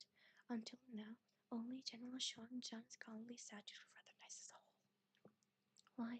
It was because most heavenly officials didn't care if ugly godly statues of themselves were made. However, whether Xuanzhang saw someone make an ugly statue of himself, he would stealthily break it to make the artist remodel it. Sometimes he would even create a victim to express his dissatisfaction to the artist. Thus, after a while, all the believers now knew they needed to create a nice-looking statue for their master. Members of the Xuanzhang Palace Hall had a personality similar to the generals. All of them were rather fond of paying attention to detail. Within one Shichen venture in the Nanyang Temple, Fu Zhao continuously found fault in the details of the Kali statue. It was either the shape was distorted, or the colors of the paint were vulgar, or the technique used was of inferior quality. He even commented on how the artist's tastes were too strange. When Xi Lilan found how the veins on Fan Lung's forehead were slowly bulging, he began thinking about how he should quickly find another topic to divert his attention. Coincidentally, Xi Lian saw yet another young lady come inside to pay homage to Nanyang. As she piously kneeled, he began to talk warmly. All things considered, Nanyang, Chen Yu's home ground is in the southeast. I didn't expect the incense for burning for Nanyang to be strong in the north as well. When mortals constructed temples, they were actually trying to imitate the palace's halls in the heavens. The Kali statues, on the other hand, were supposed to be a reflection of the heavenly officials themselves. The gathered believers at the temple and the incense they burned became heaven officials important as a spiritual power. In addition, as a result of every individual's geographical location, history, and social customs, class, and many other reasons, the people living in different areas normally worship different heavenly officials. Every heavenly official's spiritual power was the strongest on their own turf, which is also known as home field advantage. Only a deity like the martial godly and heavenly emperor could have believers in every nook and cranny under the sky. He was a heavenly official with temples erected in every direction, so whether or not Junwoo was on his home ground didn't have any meaning. Nangfang should have been proud of the incense burning so vigorously at the temple, not on his general's domain. Oh, thank you. However, looking at the complexion of his visage, it didn't appear like it was a good thing to him. Fu Yao stood on the side and smiled faintly before saying, "Not bad, not bad. General Nang Yao receives no small measure of love and respect." Jin responded, "Although I have a question, I don't know." Nan Fang cut him off. "If you wish to say I don't know whether it's something suitable to ask, then just don't say it." Jillian mentally thought, "No, I wanted to say, I don't know whether anyone could answer it." However, she had the premonition that the response to his question would be far from good. Thus, he decided it was better for him to change the conversation topic once more. Unfortunately, those who would have thought that Fu Xiao would continuously choose to leisurely speak up now. "I know what you wanted to ask. You must have been bothering over so many believers who had come here today, why there was such a large amount of women, right?" That was precisely the question Sheila wanted to ask. Martial arts female believers were always less than the male believers. Only he had been an exception 800 years ago, and the explanation behind his succession was very simple. It consisted of only a few words. He was good looking. Sheila thoroughly and clearly understood this fact. It hadn't been because he was a person of virtue or prestige, nor was it because he was externally talented. It only began because his golden statues looked nice, and his temples also looked nice. Almost all his temples were built by the imperial household, and his godly statues were made by the top artists around the country. His statues had also been carefully sculpted all according to his real face. Moreover, because of his phrase, "body in the abyss, but heart in paradise," the artist usually allowed adding flowers to his godly statues. In addition, they were also fond of turning his temples into a sea of flowering trees. As a result, back then he had another name. Shi Lian was also known as the flower-crowned martial god. Thus, the women loved how his godly statues were pretty. They also liked how his temples were filled with flowers. That was enough to make them dash over. Fortunately, they were also conveniently willing to come in and pay their respects to him. However, normal martial gods were usually surrounded by heavy killing intent. However, more often than not, the appearances of the godly statues were sullen, fierce, or callous. For female believers, they would rather worship the goddess of mercy, Guanyin, rather than stare at statues like that. And although this godly statue of Nanyang was far from losing killing intent due to its appearance, it was still far from something considered to be good looking. Still, there were almost more female believers who came to pay homage to Nanyang than male believers. In addition, it was clear that Nanfang unexpectedly didn't want to answer this question. Thus, she found things to be quite weird. At that moment, that young girl finished paying homage and got set up to light some incense. She also turned around. When she lands on her turn around, he slightly pushed the other two people. Originally, neither member was listened to looking. Being pushed like that, they casually followed his gaze. However, this one look made both of their expressions suddenly changed. Fu Yao yelled, "Too ugly." Shi Lan choked for a minute before he managed to ask, "Fu Yao, you can't say something about that, about a girl." In all fairness, what Fu Yao said was the truth. The young lady's face was incomparably flat, as if someone had flattened it by giving her a hard slap. In addition, if one said her facial features were mediocre, then it would cause the word mediocre to feel wronged. If someone had to give her appearance a description, Xiaolan was afraid they could only use the phrase "a crooked nose and slanted eyes." Okay, let me see. However, Xiaolan actually didn't distinguish whether she was beautiful or ugly. The main reason was, when she turned around, a gigantic hole could be seen at the back of her skirt. It was too impossible to pretend they had not seen it. Fu Yao was shocked at first, but he quietly calmed down. I'm glad. On the other hand, the pulsing rays on Nanfang's forehead disappeared without a trace. When he saw how their complexion changed, he hurriedly said, "Don't fret, don't fret." After that young girl received her incense and kneeled down once more. Then she began to pay her respects as he started to talk. Protect us, General Nanyang. Female believers, Little Ying prays that the ghost bridegroom will be captured as soon as possible. Don't let innocent people suffer his evil. She did her worshipping in a truly devout manner, totally oblivious of the whole lotus skirt. While she was also completely unaware of the three people crouching by the foot of the holy statue she was paying respects to, Xiaolan felt a headache as he asked, "What should we do? We can't let her leave like this, can we? She'll be seen by everyone on her way home." Moreover, the tear on her skirt looked as if it was deliberately created by someone with a sharp object. Xiaolan was afraid that not only would there be people who would come to watch, there would also be people who would wantonly ridicule her, causing a public spectacle. Something like that would truly be humiliating. Fuya replied indifferently, "Don't ask me. The one she's worshipping isn't my General Shan Rinshan. There wasn't harassment. I didn't see anything." On the other hand, Nanyang's handsome face is altered between green and white. He only waved his hand around, but he couldn't say anything. A proper and proud lord was forced into becoming a mute. It was clear you could no longer count on him, so Xianlian had no alternatives other than doing something himself. After thinking for a bit, he took his outer robe and dropped it. Following a breeze, that robe floated around the young girl's body before blocking that indecent hole in her skirt. With that done, the three of them released a sigh of relief. However, that gust of wind was really too perceptible. It scared the young girl and made her look in all directions. She then took off that robe, hesitated for a moment before placing it on the stage of the statue. He was still completely unaware of the situation. As her interests had become burning, she began to prepare to leave.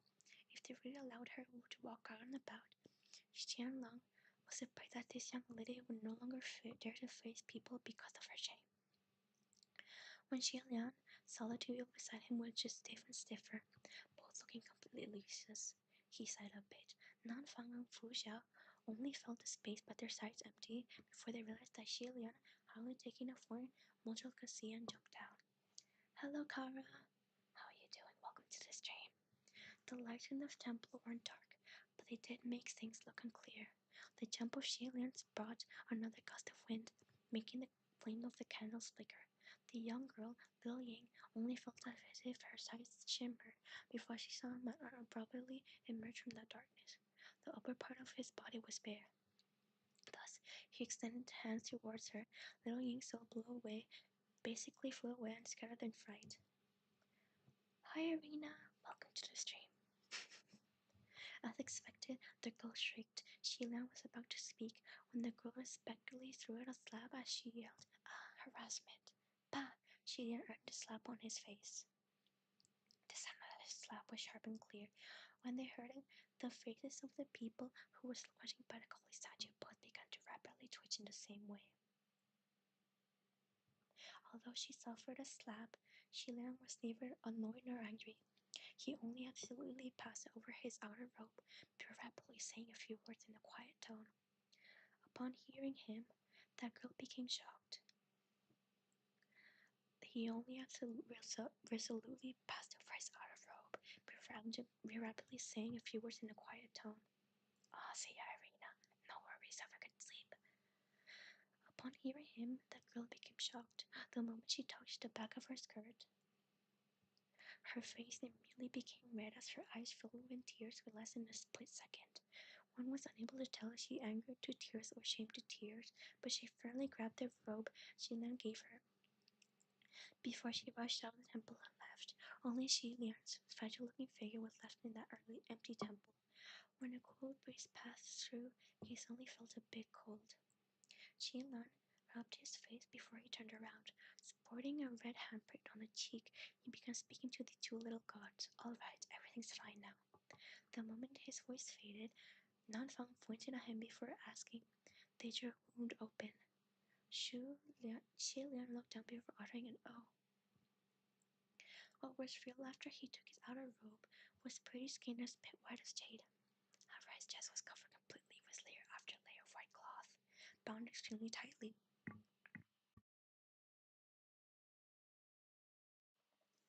Okay, even his neck and both of his wrists were wrapped in bandages, with countless tiny wounds crawling underneath the edges of the white cloth. It was truly a shocking sight. After thinking about it, Xilan determined that his sprained neck should be fine by now. Thus he began unbinding his bandages. Fu Yao gave him 2 glances before asking, "Who was it?" Xilan replied, "What?" Fu Yao elaborated, Who was the one who fought against you?" Xilan replied, "Fought? No one." Nanfang, "Then these wounds on your body?" Xiaolian hurriedly explained, "I fell by myself." They were the wounds he had accumulated as he rolled down from the heavens. If he had really fought against someone, then it would be hard to say if he could even be wounded to this degree. Fu Yao murmured something under his breath. Xiaolian couldn't make out what he said, but it was certainly not praise for him trying to be strong. Xiaolian disregarded it. He was just focused on wrapping the cloth around his neck. However, the moment he finished, Nanfang and Fu Yao's gaze became so concentrated they practically solidified on his neck. A black color encircled his snow-white neck.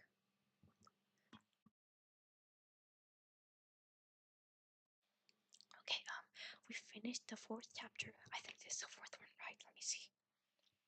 Yeah, chapter 4. We're going to chapter 5 now. Hope you guys are enjoying this. I got a message that Sasa fell asleep. So let me reply. He fell asleep while listening to the stream. My bad, guys. Okay, chapter 5. Discussion between 3 fools in the Juyang temple at night. Sensing their gaze, Xiliang smiled faintly before turning around. He asked, "Is it your first time seeing someone with a general cursed color?" The cursed color, as its name implied, and I'm glad you like it, was the curse that took the shape of a shackle. The heavenly officials that were demoted and banished from heaven would receive an imprint of their sins in their body, something that could be considered as an accumulation of heaven's wrath. This imprint took the form of a shackle, the one that blocked the heaven official's spiritual power. It was something that could never break themselves from or loose. It was the same as stamping a tattoo on their face or binding their hands and feet with chains. It was a type of punishment and also a type of warning, one that made the people in question feel both fear and shame. As the laughing stock of the 3 realms, and one who had been banished from the heavens twice, Xilan naturally had this kind of cursed color imprinted on his body. It was impossible for these two small martial gods to not have heard of this fact. However, there was still a difference between hearing someone say it in passing and seeing it personally with their own eyes. Thus, Xilan could understand why the 2 martial gods would have that kind of expression on their faces. He guessed that this color of his probably made them feel a bit afraid and uneasy. After all, this wasn't the sign of a good thing. Using the excuse he needed a new top, he then originally wanted to slip outside and walk around. However, that didn't happen because Fu Ya rolled out his eyes and said, "It would be utterly obscene of you should you go outside to stroll on the main street with the current appearance." In the end, it was Nanfang who casually grabbed him close on the temple for Xilian, stopping him from proceeding with this obscene plan. But after Xilian tidied up and sat down again, he felt that after the previous events, the atmosphere had become somewhat awkward. Thus, Xilian took out the strolling when Palace Solomon had prepared him before asking, "Do you guys want to take a look at this?" Nanfang lifted his head, gave him a look before replying, "I've already seen it. I think he is the one who needs a better look." Fu Ya retorted, "What do you mean I should be the one to take a better look? That scroll didn't have any details. Utterly worthless. Does it even deserve someone to keep reading it over?" When he heard how Fu Yao said the scroll was utterly worthless, Xilian couldn't help but feel a bit sorry for the literally god-slaying wind of Palace Hall. Those gods wrote so many scrolls, their face turned ashen in color. Then Xilian heard Fu Yao continue to say, "Where did we leave off at? Oh yes, the reason why Nanyang had so many female worshippers, right?" Okay then. Nanyang put down the scroll before rubbing the pulsing spot in between his eyes. In his mind, he knew that he wouldn't be able to read anything tonight. If no proper work could be done, then at least the situation could get cleared up. It turned out that a part of His Royal Highness the Crown Prince, who spent hundreds of years collecting rubbish in the human realm, nowadays all the other gods were aware of this reason. I put someone to sleep already. That's nice. It was Sasha, by the way. Let me see. Nanyang Jen. I really suck at pronouncing these stuff.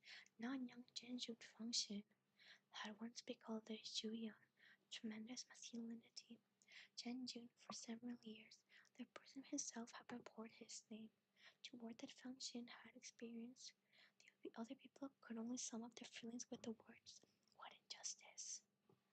This was because the original and correct way to spell his name was Zhu Yang, another bride, but with a different Chinese character for Zhu. The reason his name had been misinterpreted had been because of a small mishap. Many years ago, a monarch wanted to renovate his temples.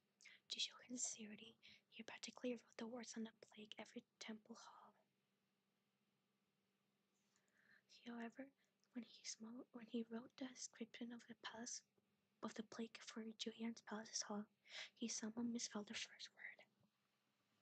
This time, the official responsible for the temple renovation matters almost worried himself to death. He couldn't make sense of it. In the end, was His Majesty deliberately changing the name? Or had he not been careful and made a mistake? If it was deliberate, why couldn't he have made a decree and say that he wanted to change it to this? But if it wasn't on purpose, how could he make this kind of low-level mistake? It was like he could go and say, "Your Majesty, you're wrong." Who knew if His Majesty would think he was mocking his carelessness? Maybe His Majesty would even think that he was suggesting the knowledge was superficial and his heart wasn't sincere. In addition, what this was made was His Majesty's ink treasure. Was it going to become void? The hardest thing to get in this world was an emperor's intentions. That official was extremely conflicted. However, after thinking things over, he decided it was better to use Zhu Yang Zhenjun for some grief rather than making His Majesty feel wronged. One had to admit that the official made the right decision. When His Majesty discovered that Zhu Yang, another bride, had changed to Zhu Yang, tremendous masculinity. Oh, a package arrived of mine.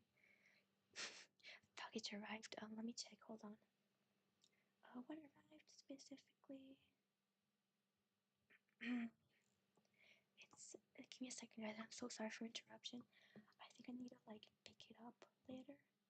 Yeah, it's something I ordered. Okay, there. No worries. I won't pause the stream anytime soon. The function who had suddenly become the Shangjing. No, I'm so bad at pronouncing stuff. The function who had suddenly gotten the godly title change didn't find about this matter until 10 years passed. He had never carefully looked at the signs of his own temples before.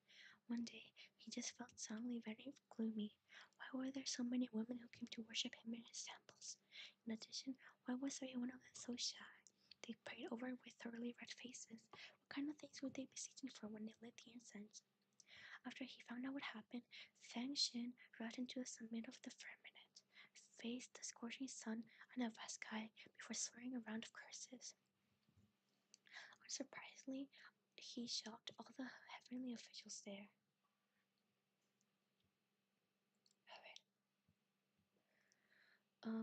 After he finished cursing, there wasn't anything he couldn't do.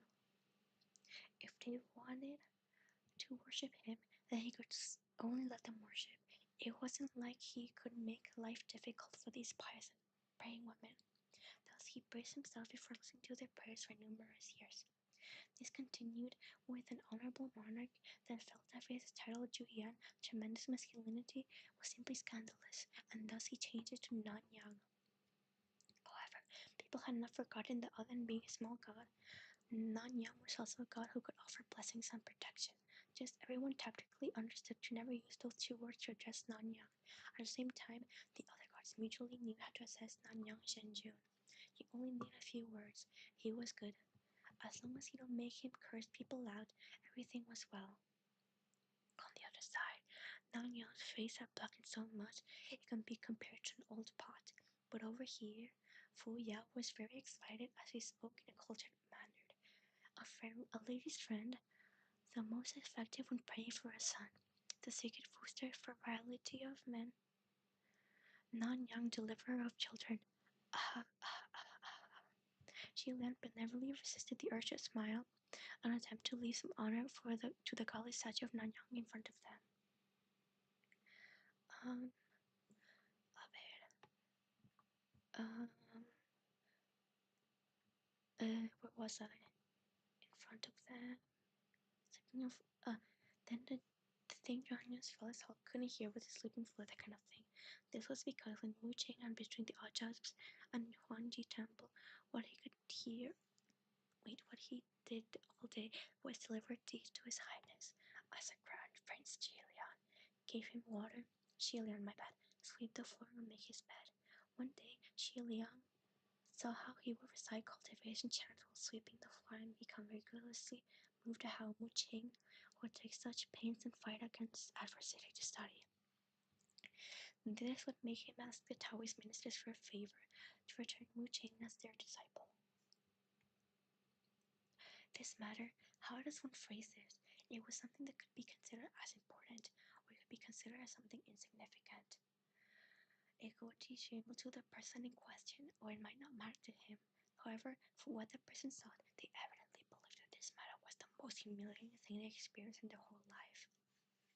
This was because both Mu Ching and the martial guards in the palace hall were all falling out with someone who they bring shame at the time. Sure enough, Fu Yao paused a bit before he stared at very innocent Xi Lian, who was waving his hands and sliding to the side. Fu Yao smiled sarcastically before saying something like that. People who didn't know and would have thought you gods of the Nanyang Palace Hall would have aided His Highness the Crown Prince. Nanfang also smiled sarcastically.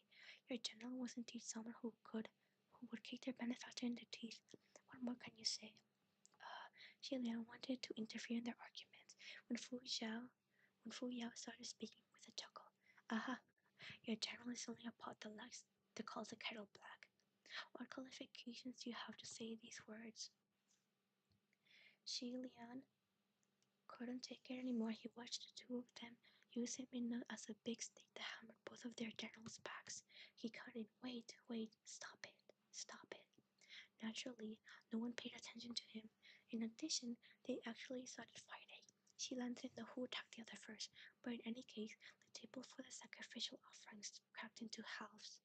The bowl with the fruits fell, and those fruits rolled everywhere on the floor. Seeing this, Shilan figured that it was probably impossible to hold him back from fighting. And thus, he sat on the corner before sighing, how unlucky. He picked up a small seam bun and rolled to the side.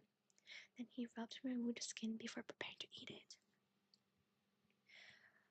However, Nanfang glimpsed this out of the corner of his eye, and he immediately slapped out his phone and hid the bun away. Don't eat it. Fuyao stopped before he spoke, in a shocked and disdaining manner. Even if it fell into the ashes, you can still stomach that. Xi Lian took the chance to wave his hands again. He said, Stop. I have something to say. After separating the two martial gods, Xi Lian began in an amicable manner. First, the crown prince you're referring to is precisely me.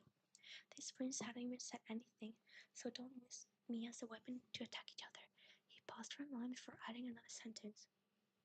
I believe that both of your generals would never do something like this, for you to lack propriety like this. How could the prestige survive? The moment he said those words, the expressions of the two martial guards turned a bit strange. Shilan continued and said, Second, you're here to help me, right? Then what are you guys supposed to listen to me, or am I supposed to listen to you? After a while, the two men finally said, We're supposed to listen to you. Although they said that, their faces looked as they were saying, Dream on, for us to listen to you. After Shilan was already very satisfied with the response. Thus he clapped his hands and said, All right. Lastly, the third and most important point, if it is necessary to abandon something, then please just throw me away. Don't ever throw away food. Meanwhile, Nanfang finally dug out the steamed bun, but Xi Lian picked it up again and held it in his grasp.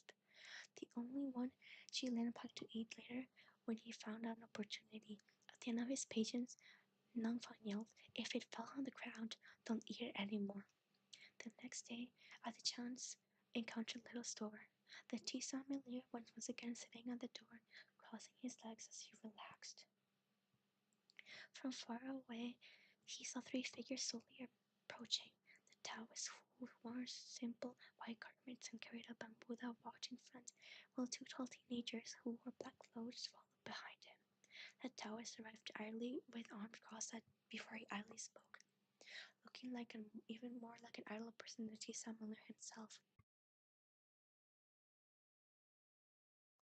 The Taoist said, "Mister, sorry for the inconvenience, but may I get 3 cups of tea?" The tea sommelier replied with a smile, "Coming." However, in his heart, the tea sommelier thought, "These three foolish big brothers are here again. What a pity. Each one of them looked more respectable than the other.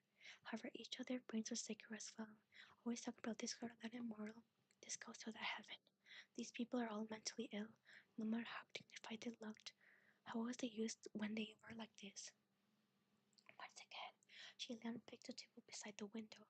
After they all sat down, Nan Fang spoke up. "Why do you want to come here to speak about this? Can you assure the others won't hear us?" She Lian replied in a warm tone. "It doesn't matter. Even if the others hear us, they wouldn't do anything. They would only think we're mentally ill." She Lian continued to speak. "In order to prevent the three of us from squandering our time like before, let's get straight to the point. After having calmed down, did you guys think of any plans?"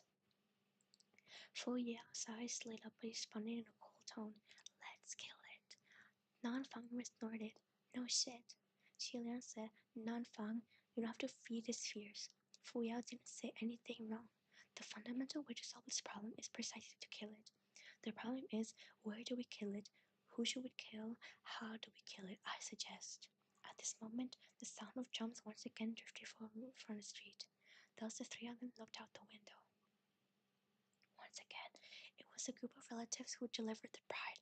The procession of both people and horses drummed their instruments as they yelled. Even their shouting had hints of a roar in it, as they were afraid that others would not hear them. Hearing the scene, Nanfang frowned before asking, "Wasn't it said that native people living in and around Mangqiu region never dared to make a ruckus or throw a big celebration when they married?" In the ranks of this procession, the people were all strong, sturdy, tanned men. Their expressions and their muscles were all stretched tautly as their foreheads were covered in cold sweat. It was as if the thing they were carrying wasn't as big a marriage sedan filled with joy, but was instead a guillotine that would seize their souls and cut off their heads, forcing them to death. Gina wondered what kind of person was sitting in that marriage sedan. Pondering for a bit, Shilan was about to go out and take a look when a puff of cold wind blasted over. The curtain on one side of the sedan followed the airflow and fluttered upward. The person behind the curtain was using a very strange posture to lie crookedly in the sedan. Her head was also crooked, and what was revealed under her veil was a mouth painted with scarlet red. However, the corners of her smile were overly exaggerated. The sedan jolted, and the veil slid down, exposing a pair of round eyes that were staring firmly in their direction. This clearly looked at a woman who had broken her neck and was currently laughing soundlessly at them. She then didn't know if it was if it was because the hands of the people carrying the sedan were shaking too much, for that sedan was very stable. The woman's head also followed the sedan's movement swayed. It swayed and swayed until a thud. A head fell down and rolled onto the street, and that headless body also fell forward. With a loud bang, the whole person fell out the sedan door. Okay, we finished this chapter. I hope you guys are enjoying it. Okay, let's go to chapter 6. Chapter 6. The ghost holds a wedding. The crown prince climbs onto the marriage sedan. One of the people carrying the sedan hadn't been careful enough and stepped right into an arm. Thus, they took the lead and started screaming first.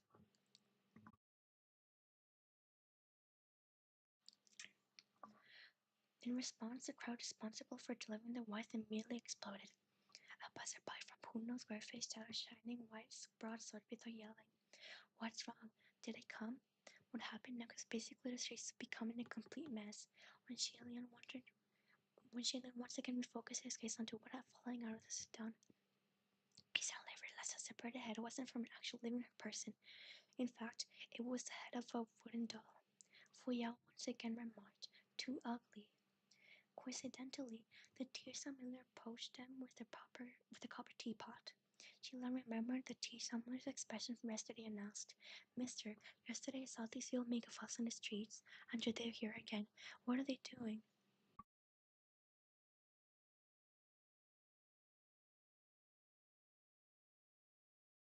Okay. The tearsome miller replied, "They're trying to die. Ha ha ha." Sheila wasn't surprised at his answer, thus asked another question. "Are they trying to trick their ghost bridegroom to come out?" The tearsome miller responded, "What else do you think they're trying to do?"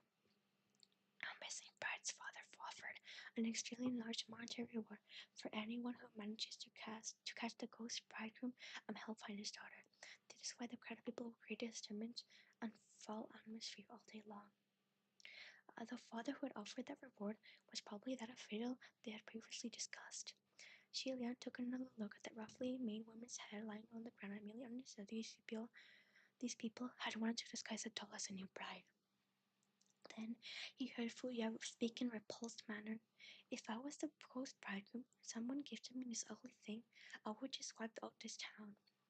Hearing that, Shilan reprimanded him. "Fu Yao, those words are something for an immortal like you should say. Furthermore, can you correct that rolling habit eyes of yours? It would be best if you could set some goals, small goals for yourself first, like only rolling your eyes 5 times a day and so on." Nanfang spoke up as well. "Even if you give him a goal of rolling his eyes only 50 times a day, he still wouldn't be able to accomplish it." Alright, what was I gonna do? And at that moment, a youngster suddenly emerged from the crowd outside, trembling with enthusiasm. He looked as if he was one of their leaders. That youngster suddenly emerged from the crowd. Oh wait, no, my bad. The youngster waved his arms, before yelling in a loud voice, listen to me, Continuing like this is completely useless. How many rounds did we make these past few days? And do we manage to trick the bridegroom round?" Oh no, oops, my bad, guys.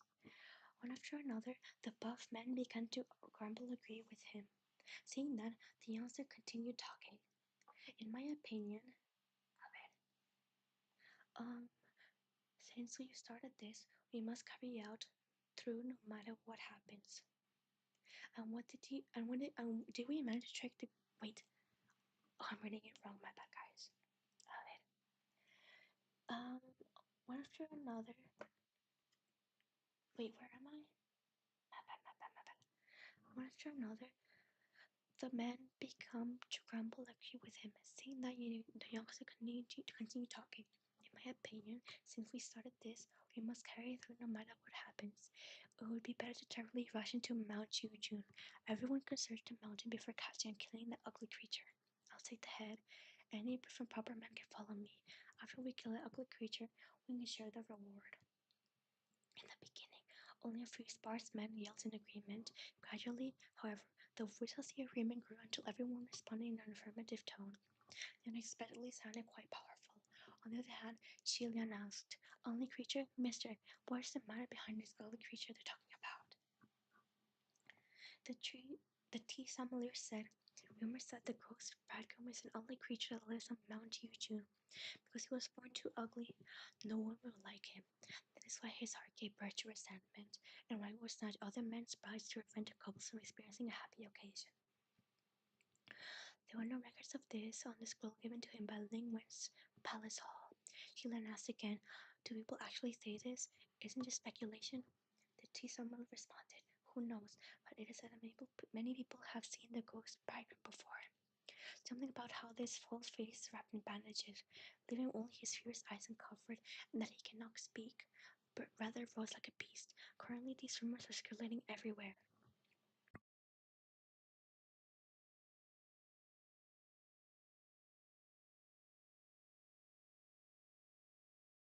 Okay, there, Fuya retorted. "Covering his face with bandages doesn't necessarily mean he's ugly. It can also be that because he's too beautiful, so Jesus doesn't want other people to see him." The tea sommelier was speechless a moment before saying, "Then who knows? In any case, I haven't seen him." At that moment, a young girl's voice emerged as sound in the streets. He said, you guys don't listen to him. Don't go. Mount Jun is very dangerous. The one who had spoken was the girl the girl hiding at the corner of the street. She was also the girl who had been praying to Fang Jing's temple yesterday night, Little Ying. The moment Jilin saw her, his face started hurting. Unconsciously, he raised his hand and rubbed his cheek. When the youngster saw her, his face turned a bit ugly. He pushed her out of the way before saying, "Us menfolk are speaking, so what's a little girl like you butting in for?" Lillian cowered and shrank back a bit after being pushed.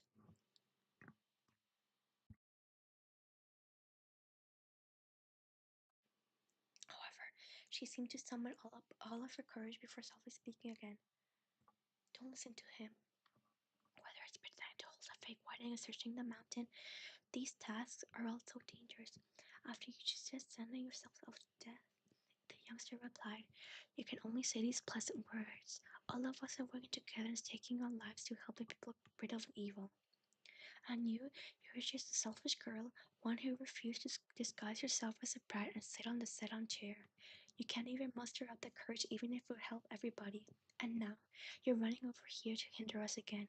What do you want to do?" "Don't worry, Shivasui, I'm still here." "Okay, thank you." On, the youngster, wait, That youngster pushed the girl once for every sentence he said. Seeing this, the people in the tea house couldn't help but frown.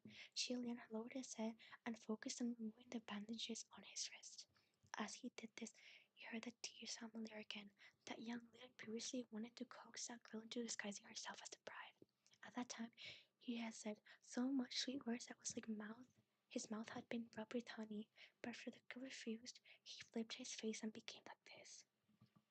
On the street, the group of buff men also shouted, "Stop standing there and blocking the road. Go to the side, go to the side." When little Ying saw this, her flat face became extremely red as tears started swelling in her eyes. She asked, "You, what do you have to say like that?" That youngster spoke up again. "Even everything I said was the truth, wasn't it? Wasn't it? If I asked you if you could disguise yourself as a fake bride, and you wouldn't do it no matter what." Lilia replied, "Yes, I don't dare to. However, you didn't have to tear open my dress." The moment she mentioned this, it was like she had been jabbed by the youngster's sore spot.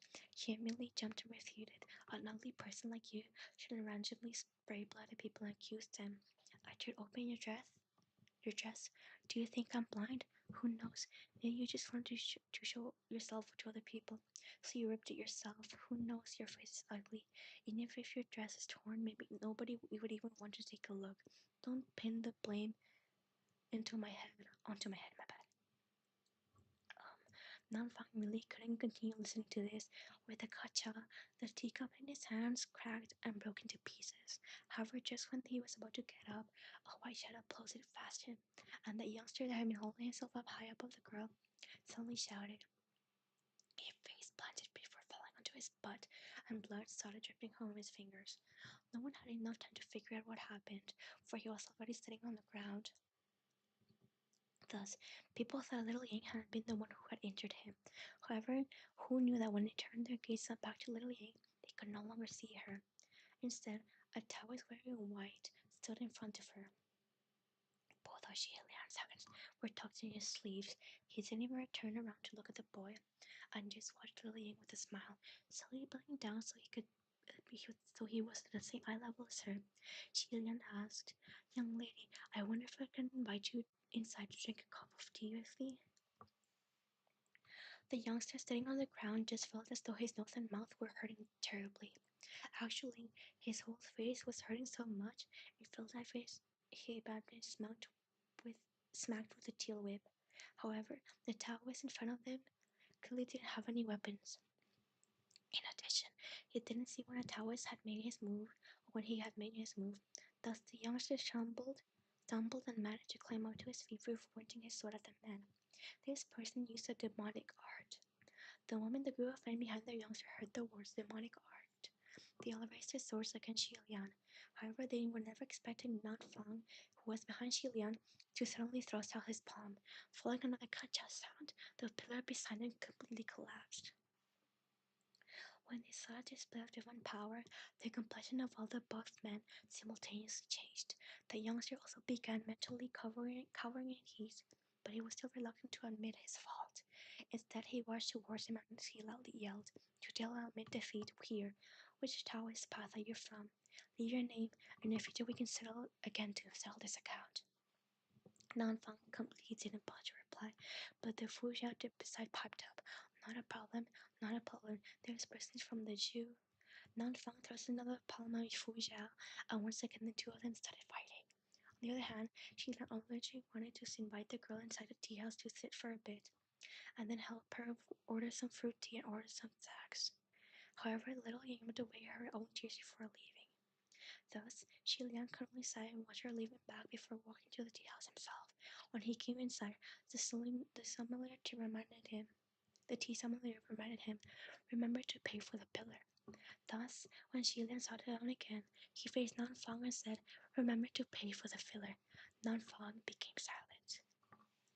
Xie Lan continued, "Before that, however, we should manage our proper work. Can someone lend me some spiritual power? I need to enter the spirit communication array to verify some information." Nanfang raised his hand. The two of them clapped their hands together, establishing what was considered to be an extremely simple contract. With this, Xilan was suddenly able to enter the spirit communication array again. The moment he entered the array, he heard Ling Wen speak. "Your Highness finally managed to borrow some spiritual power. Is everything at the North advancing smoothly? How are the two martial arts who willingly offered a helping hand?" Xialan raised his head. He took a look at the pillar he had crumbled beside of Nanfang before taking a look at the indifferent Fu Yao, who was already closing his eyes and meditating. Thus, Xialan replied, "Each of the two small martial guards have their merits, and they're both capable individuals." A hint of a smile could be heard when Ling Wen spoke again.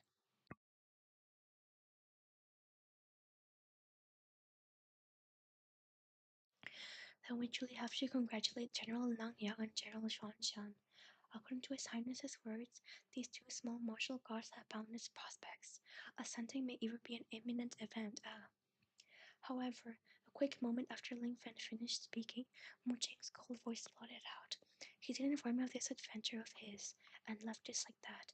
I was truly ignorant about this." Hearing that, Xi Lan thought to himself, "You're really guarding the spiritual communication array all day long." Ignoring Mu Qing, Ling Wen continued to speak. "Your Highness, where are you right now? General Pei is a deity who watches over the north, and his incense there burns quite prosperously. If your Highness is in need, you can temporarily stay at one of Ming Gong's temples." Xiaolan replied, "There is no need to trouble him. We didn't find Ming Gong's temple in the vicinity, and thus settled at a Nanyang temple. But I do have a quick question. Ling Wan, concerning a ghost bridegroom. Do you have more information regarding this case?" Alright. My reply to these. Give me a second, guys.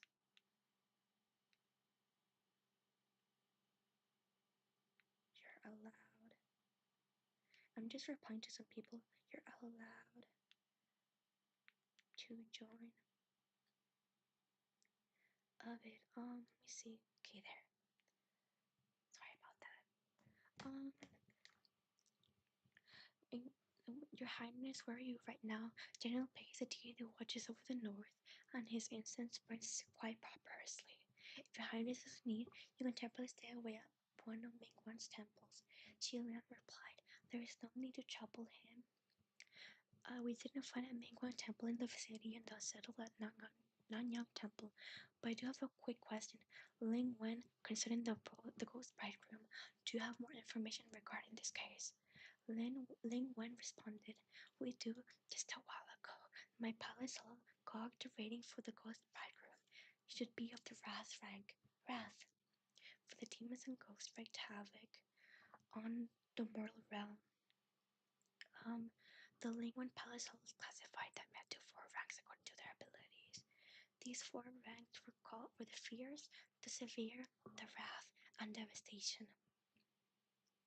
Ghosts from the fierce rank had the capability to kill single targets. Severe ranked monsters could wipe out a household, while ranked ghosts could ransack a whole city. And the most terrifying of them all was the devastation rank. Whenever one was born, it could destroy a country and cause suffering to the people, turning the whole mortal realm into a mess. The ghost bridegroom hiding among you was actually one of the wrath rank, second only to the terrifying devastation rank. Since that was the case, anyone who managed to catch a glimpse of him should have escaped unscathed. Thus, when Jillian retreated from the spirit communication array and informed the other two mortal gods of what he had learned, Nanfang remarked, "If that's true, then the information of the ugly creature or the man covered in bandages were just complete rumors." It's either that or who claimed to have seen those things instead saw something else, not the ghost bridegroom. Jillian mentioned his own theory. There is another possibility. Where was I? There's another. It would be an impossible. Wait. Where was I? Where was I? I lost my stuff. On the other hand, wait. Then the information about the ugly creature, the man covered in bandages, were just complete rumors. It's either that or people who claim to have seen those things saw something else, not just the ghost bridegroom. Sorry. Sheelan mentioned his own theory. There's another possibility. Perhaps the own bridegroom wouldn't or couldn't hurt people under certain circumstances. On the other hand, Fu Yao didn't add his ideas and instead criticized. A Ling Wen Palace Hollow was really low efficiency. It took them this long to give us a ranking of the ghost bathroom. What's the use of telling us now? Where was I? Jilan replied, "In the very least, we now know the strengths of our enemy. However, since we're dealing with the wrath rank, then the spiritual strength of this ghost bridegroom must be quite high. It would be quite impossible to deceive him with a fake person. If you want to trick him out, we can't use the diversion tactic when people delivering the bride to the fake wedding are disguised puppets. In addition, they cannot be holding any weapons. However, the most important aspect is that the bride must be a living person." Fu Yao spoke up. "We can't just go into the streets and find the woman and get her to be our bait." However, Nantong immediately rejected the idea. "We can't do that." "Why? If she isn't willing, we can give her some money and she'll be willing." Hearing that, she then cut into their argument. "Fu Yao, even if this is a woman who is willing to do that, it's best if we don't use the plan. This ghost bridegroom is of the wrath rank. If we mess up, we would be fine. However, if the bride gets taken away, a frail mortal girl wouldn't be able to escape or resist. If that really happens, she'll only have death waiting for her." Fu Yao stated, "If we can find another woman, we can only find a man." Nanfang questioned, "Where are we going to find a man who would be willing to disguise himself as a—" He hadn't even finished speaking when both his and Fu Yao's line of sight started shifting over. Xi Lian was smelling gently, confused. In the evening, at the Nanyang temple, Xi Lian popped out of the temple with complete disheveled hair. The moment the two small martial guards guarding the temple door saw him, Nanfang immediately started yelling curses. "With the fuck?" He rushed out. Xi Lian was speechless for a moment before asking, "What's worth such a reaction? If you asked anyone to come and see, they wouldn't be able to tell with a glance at this young boy with such a gentle, handsome-looking face." However, that was the reason for Nanfang's reaction. For a proper handsome boy to wear a woman's wedding dress, that image was one where many people weren't able to directly look at. An example would be Nanfang. He probably just couldn't accept it, and thus his response was sad and tense. Qi Lian saw that Fu Yao was staring at him with a complicated gaze. As Fu Yao gave him a once-over, Qi Lian asked, "Do you have something to say?" Fu Yao nodded before saying, "If I was the ghost bridegroom, and someone wanted to give this kind of woman to me—" Qi Lian finished his sentence. "You wipe out this town?" Fu Yao coldly corrected him. "No, I just killed this woman." Qi Lian smiled. "That I can only say, it's fortunate that I'm not an actual girl." Fu Yao suggested, "I think you should try going to a spiritual communication array and see if there are any heavenly officials who are willing to teach you a spell that could help transform your body. It would be more practical that way. There were indeed heavenly officials in heaven who, because of their particular needs, were proficient in spells that transformed their bodies. However, Shilan was afraid that with the time left, it was already too late for him to learn a new spell. On the other hand, Nanfang returned to the temple with a green face. After he finished cursing, he had cooled down to a considerable amount, a habit that was almost exactly the same as the general he served under. Shilan took a look at the already late night sky before saying, "Never mind, after you cover my head with a veil, it will all look the same." When he was finished talking, he really began to cover himself with his veil. However, Fu Yao raised his hand to stop him and said, "Ah, thank you for saying, never mind. Wait, yeah, never mind. After you cover my head with a veil, it will all look the same." When he finished talking, he began to really cover himself with his veil. However, Fuya raised his hand to stop him and said, "Wait a moment, you don't know how the roast bridegroom will hurt people.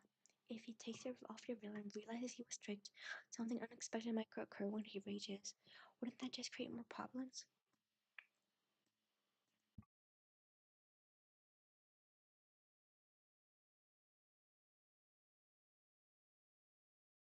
Okay, I'm back. Sorry about that. I'm gonna invite people to to look at this stuff of it. 60 days. Let me do it never. Hold on, guys. Give me a second. I'm so sorry about that. Of it. Um, when Xie Liang heard his words, he thought they were quite reasonable. However, the moment he took a step forward, he heard a ripping noise. The red dress Fu Yao had found for him really did not fit Xie Liang. Oh, wait. The woman's dress wasn't really intended for having quite petite. When Xie Liang wore it, although the waist area was unexpectedly quite fitting, raising his sleeves or lifting his feet were actions that felt extremely restrictive. In addition, where was I? In addition, the moment he had made a bigger movement, the dress would be torn apart. Just as Xi Lian started looking around everywhere to try and find out what had ripped, a voice floated over from the temple doors. "Excuse me, may I ask?" The three of them turned around toward the sound. However, what they saw was little Ying holding some folded white clothes as she cowardly stared at them. She explained, "I remember that I encountered you here yesterday, so I decided to see and if I could meet you again." Who was I already washed these clothes. I'll place them here for both yesterday and today. Thank you so much." Xi Lian was about to give her a smile when he suddenly realized what he currently looked like. Thus, he decided to speak less so he wouldn't scare people. Who knew that not only little Ying wasn't scared of him? She stepped forward and asked, "This, if you like it. Can I help you?" Xi Lian replied, "No, young lady. Please don't misunderstand. I don't have this kind of hobby." Little Ying hurriedly explained once more, I know. What I meant was, if you don't mind me, I can help you." You guys went to catch the ghost bridegroom, right?" Both her children's hands rose a little and continued. "I also know how to do some makeup. Wait, oops. I know how to alter clothes. I always carry some needle and thread on me as well. Whatever doesn't fit, I can fix it. I also know how to do some makeup. Let me help you." Um, a third of the time it took to burn 2 incense sticks. The Chilean once walked out of the temple while bowing his head. Oops, let me fix this. Wait. Like this. Okay, there. This time the bride's veil was already covering his head.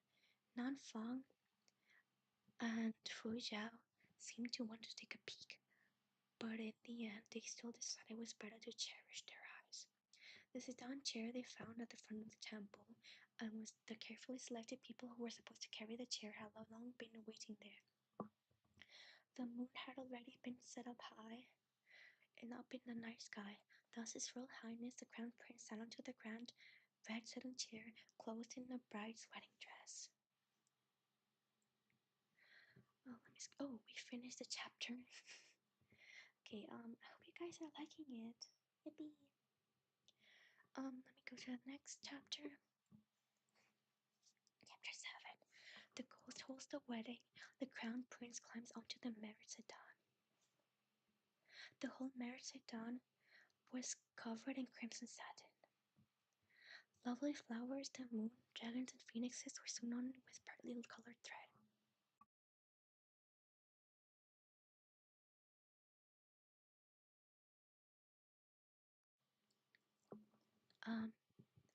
Nanfang and Yifu Zhao each other stood on one side of the sedan, guarding the sedan tilted to one side.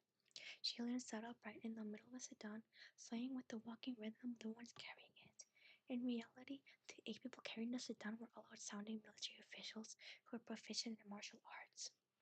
In order to find people who had skill in martial arts, who could disguise themselves as sedan carriers, Nanfang and Fu Yao directly went to the residence.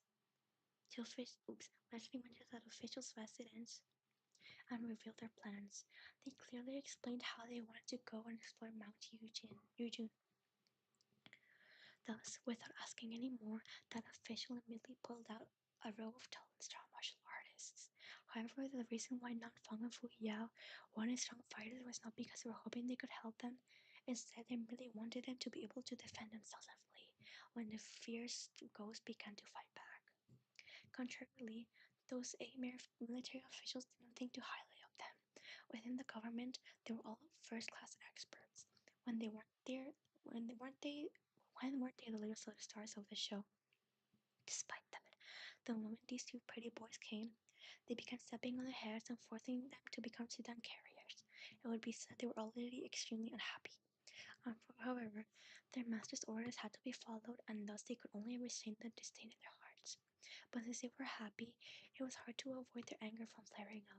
This was why, from time to time, they would deliberately slip on, shake their sedan, making it jolt terribly. Outsiders wouldn't be able to tell that, as long as the prince sitting in the sedan chair was somewhat delicate, they would have already vomited themselves to death. The sedan chair tilted and jolted. Sure enough, they heard the Shilian sigh softly. A few of those military officials couldn't help but secretly feel pleased. Outside, Fu Yao asked in a cool tone, "Young lady, what's wrong? Marrying such an elderly lady, you're happy to the point of tears." Indeed, when brides are married, many of them couldn't help but wipe the tears and cry in the marriage sedan. As for himself, when Shilan heard that, he didn't know whether to laugh or cry. However, when he began talking, his tone was gentle and smooth. Unexpectedly, there wasn't even a trace of discomfort as he said, "It's not that. I merely realized that this wedding procession was lacking a very important thing." Nanfang asked, "What are we missing? We should have been prepared all the things we ought to have." Shilian responded with a smile. Maids who were accompanying the marriage. The two small martial arts and gods standing outside spontaneously glanced at each other. One couldn't tell what kind of scene they had imagined, but they both were trembled violently. Fu Yao spoke up and said, "Just pretend your family is impoverished so there's enough money to buy servant girls. Thus you decide to make do." Shilian replied, "All right." The military officials heard their impromptu, slapstick, live comedy couldn't help but smile. Their satisfaction in their hearts had dissipated a lot, and they felt a lot more closer to the other 3. This resulted in the sedan chair becoming more stable. "Hello, Roar." "Welcome." Shilian leaned in back once more. Although he was still sitting upright, he closed his eyes to rest. Who knew, after a short while, the child's laughter sounded near his ears, cackling and cruel, laughing and mirthful. The sound of laughter was like a ripple as it spread through the mountains and fields. I'm still working on the VTUBER model, my bad. I'm like working on it. Okay, it sounded quite ethereal, but also very strange. However, the sedan chair hadn't stopped and was still advancing as steadily as before. Even Nanfang and Fu Yao didn't say anything, as if they haven't noticed any abnormalities. Xi Lian opened his eyes before speaking in a low tone. Nanfang, Fu Yao. Nanfang was walking on the left on the side of the sedan. He asked, "What's wrong?" Xianglong replied, "Something came, and this time the marriage procession had already entered the depths of Mount Yujun." It was completely silent. Even the creaking noises made by the wooden sedan chair, the crunching noises of the dry leaves and branches under their feet, and the breathing sounds of the sedan carriers appeared too noisy and disquiet. And the child's laughter still hadn't disappeared. Sometimes it sounded far away, as if they were in the depths of the mountain. Some other times, it sounded very close, as they were calling beside a sedan. Nanfang's impression became more solemn as he said, "I don't hear anything." Fuya also coldly spoke up, "Neither do I." As for the other sedan carriers, it was even more unlikely for them to have heard anything. In response, Helion said, "If that's the case, then they're deliberately only letting me hear." The 8 military officials were originally overconfident because of their high skills in martial arts. In addition, they believed that because the ghost bridegroom ranked randomly picked brides, they were bound to return home that night without any achievements. Thus, they haven't been fearful at all. Now, for some reason, they couldn't help but think about those 40 million officials, of those 40 million, of those 40 military officials in the wedding procession, the ones that had mysteriously disappeared. Suddenly, cold sweat began appearing on one of those sedan carriers' foreheads. Shilian noticed someone's footsteps stagnating and said, "Don't stop, pretend nothing happened."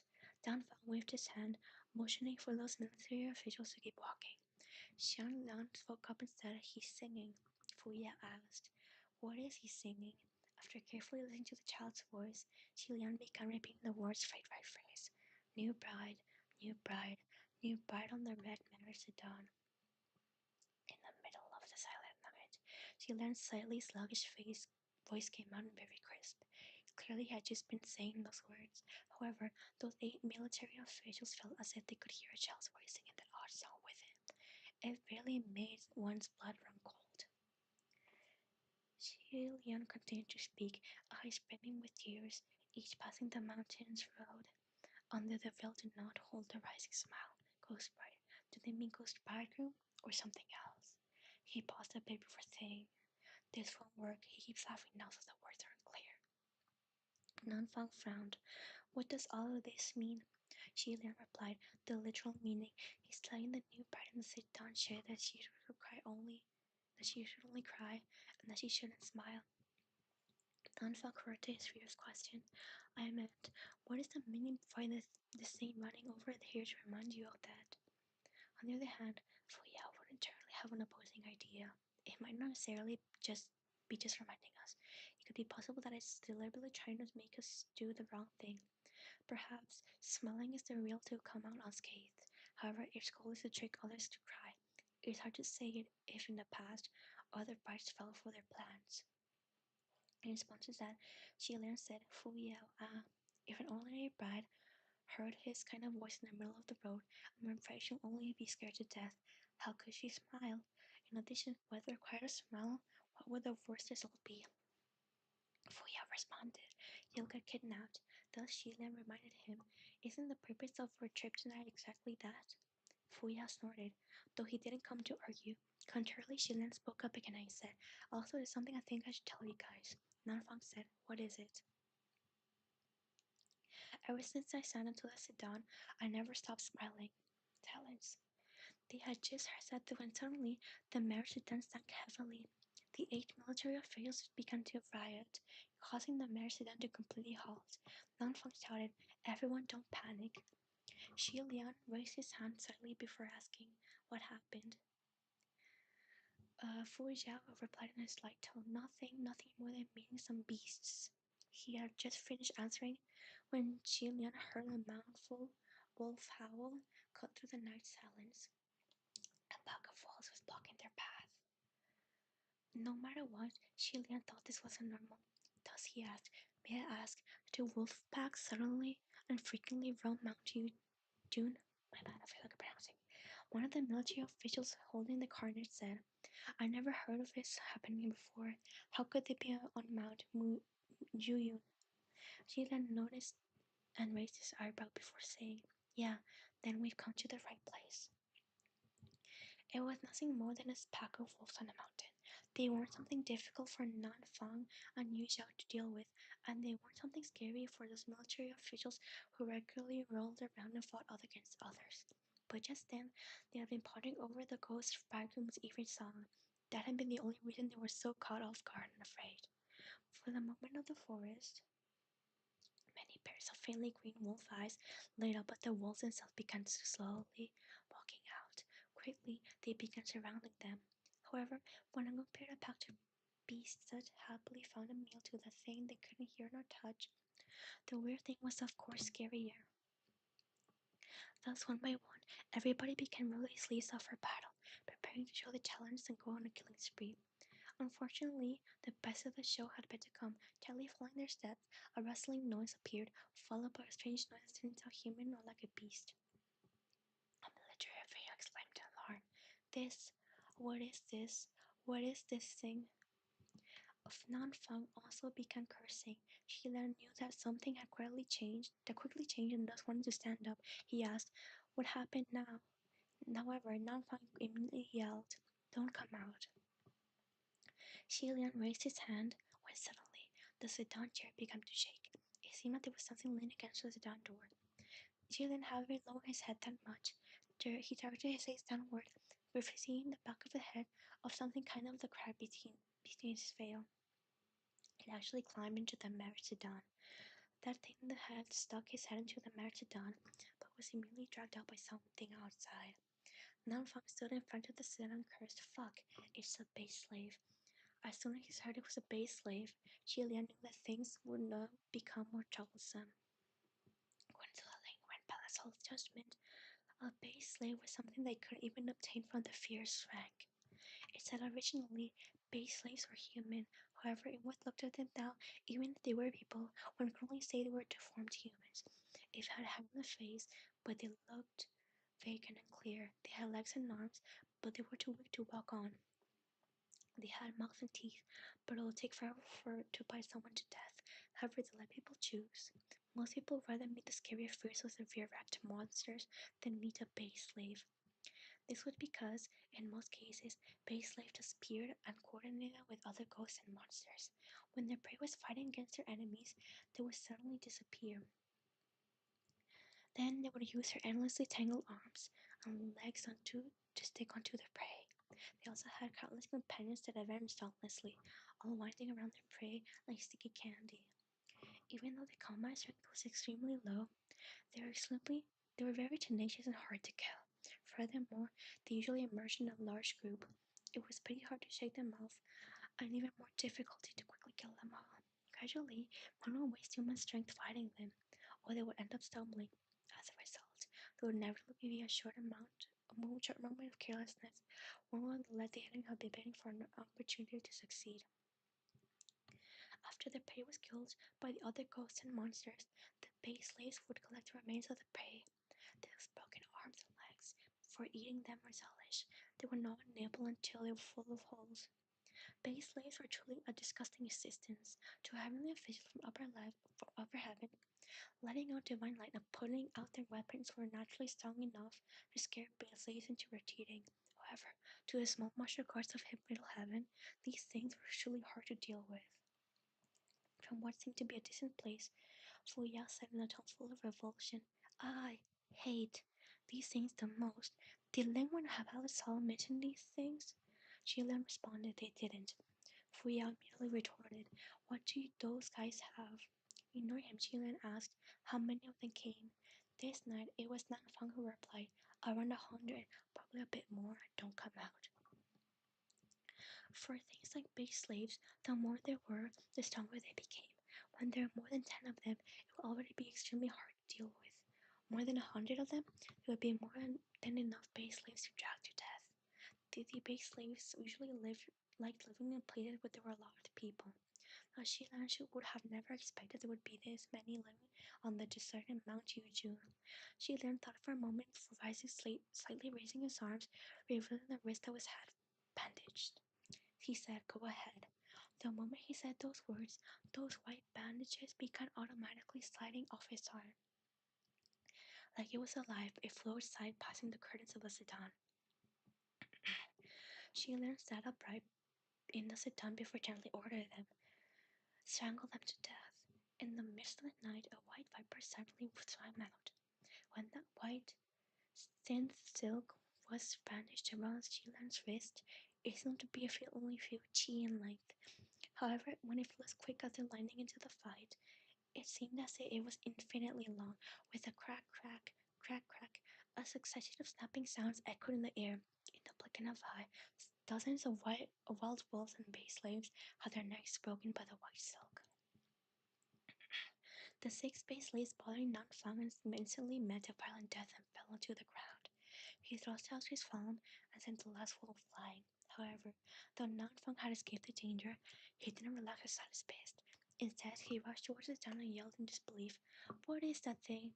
Aren't you without any spiritual cover, and thus can't damage every magical artifacts?" Shilian responded, there would inevitably be exceptions to everything.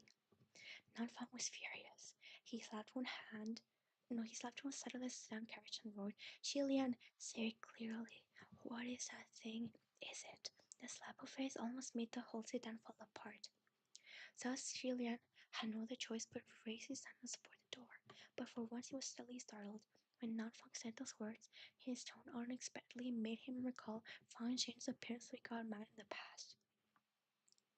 Nanfang was still waiting for an answer when suddenly distant screams of military officials echoed through the air. Fu Yao quickly said, "If you want to talk, be back this way for enemies before doing it." Nanfang had no other choice but to go out to save the show. However, Shilan quickly snapped at the face and said, "Nanfang, Fu Yao, you guys leave first." Nanfang looked back. "What?" Shilan explained, "If you guys stay around this dawn chair, more things will come. You won't be able to finish fighting. In that case, take the other people and leave. I'll stay behind and meet the ghost bridegroom." Nanfang wanted to start cursing again. "Just you." However, on the other side, Fu Yao coolly spoke up. "Since we can use that silk cloth for a short while, nothing will happen. If you have time to argue with him, wouldn't it be better to spend settling that group before returning to help? I'm leaving." Fu Yao was rather confident and at ease. He was also straightforward as well. When he said he was leaving, he immediately left, not even slowing down for a moment. Nanfang clenched his teeth, knowing he saw the other small martial guard wasn't wrong. Thus he turned to face the main military officials and said, "Follow me." Sure enough, when they were farther away from the sedan, though the previous base slaves and wolves were still there, no more new ones joined the fight. The 2 small martial guards protected the 4 military officials. As they fought, Fu Yao began to speaking with a tone of hatred. "Ridiculous. If it were not for me." He stopped talking. The 2 of them glanced at each other. Their gazes were completely strange. Fu Yao swallowed the rest of his words before turning his head. For the time being, 2 of them put away the topic and didn't mention it again. Instead, they continued hurrying. All around the matches stood down. Corpses covered the ground. The silk rug already had strangled all the leftover base slaves and the wolves that tried pouncing onto the sedan. It flew back and began automatically and gently wrapping itself onto Jilan's wrist once more. She then calmly and quietly sat on the marriage sedan, surrounded by the complete darkness and the rustling sounds of the trees. Suddenly, everything became completely silent. At the sound of the wind, the sound of the rustling trees, the shouts of the monsters, in a split second, all of that became deathly silent, as if they were afraid of something. After that, he heard 2 light laughs. It sounded like a young man's voice, but also sounded like the voice of a teenager. Shilian sat there and didn't speak. The silk rug wrapped around his wrist, ready to act. As long as the person who came had even the smallest trace of killing intent, it would immediately and frankly strike back with 10 times the power.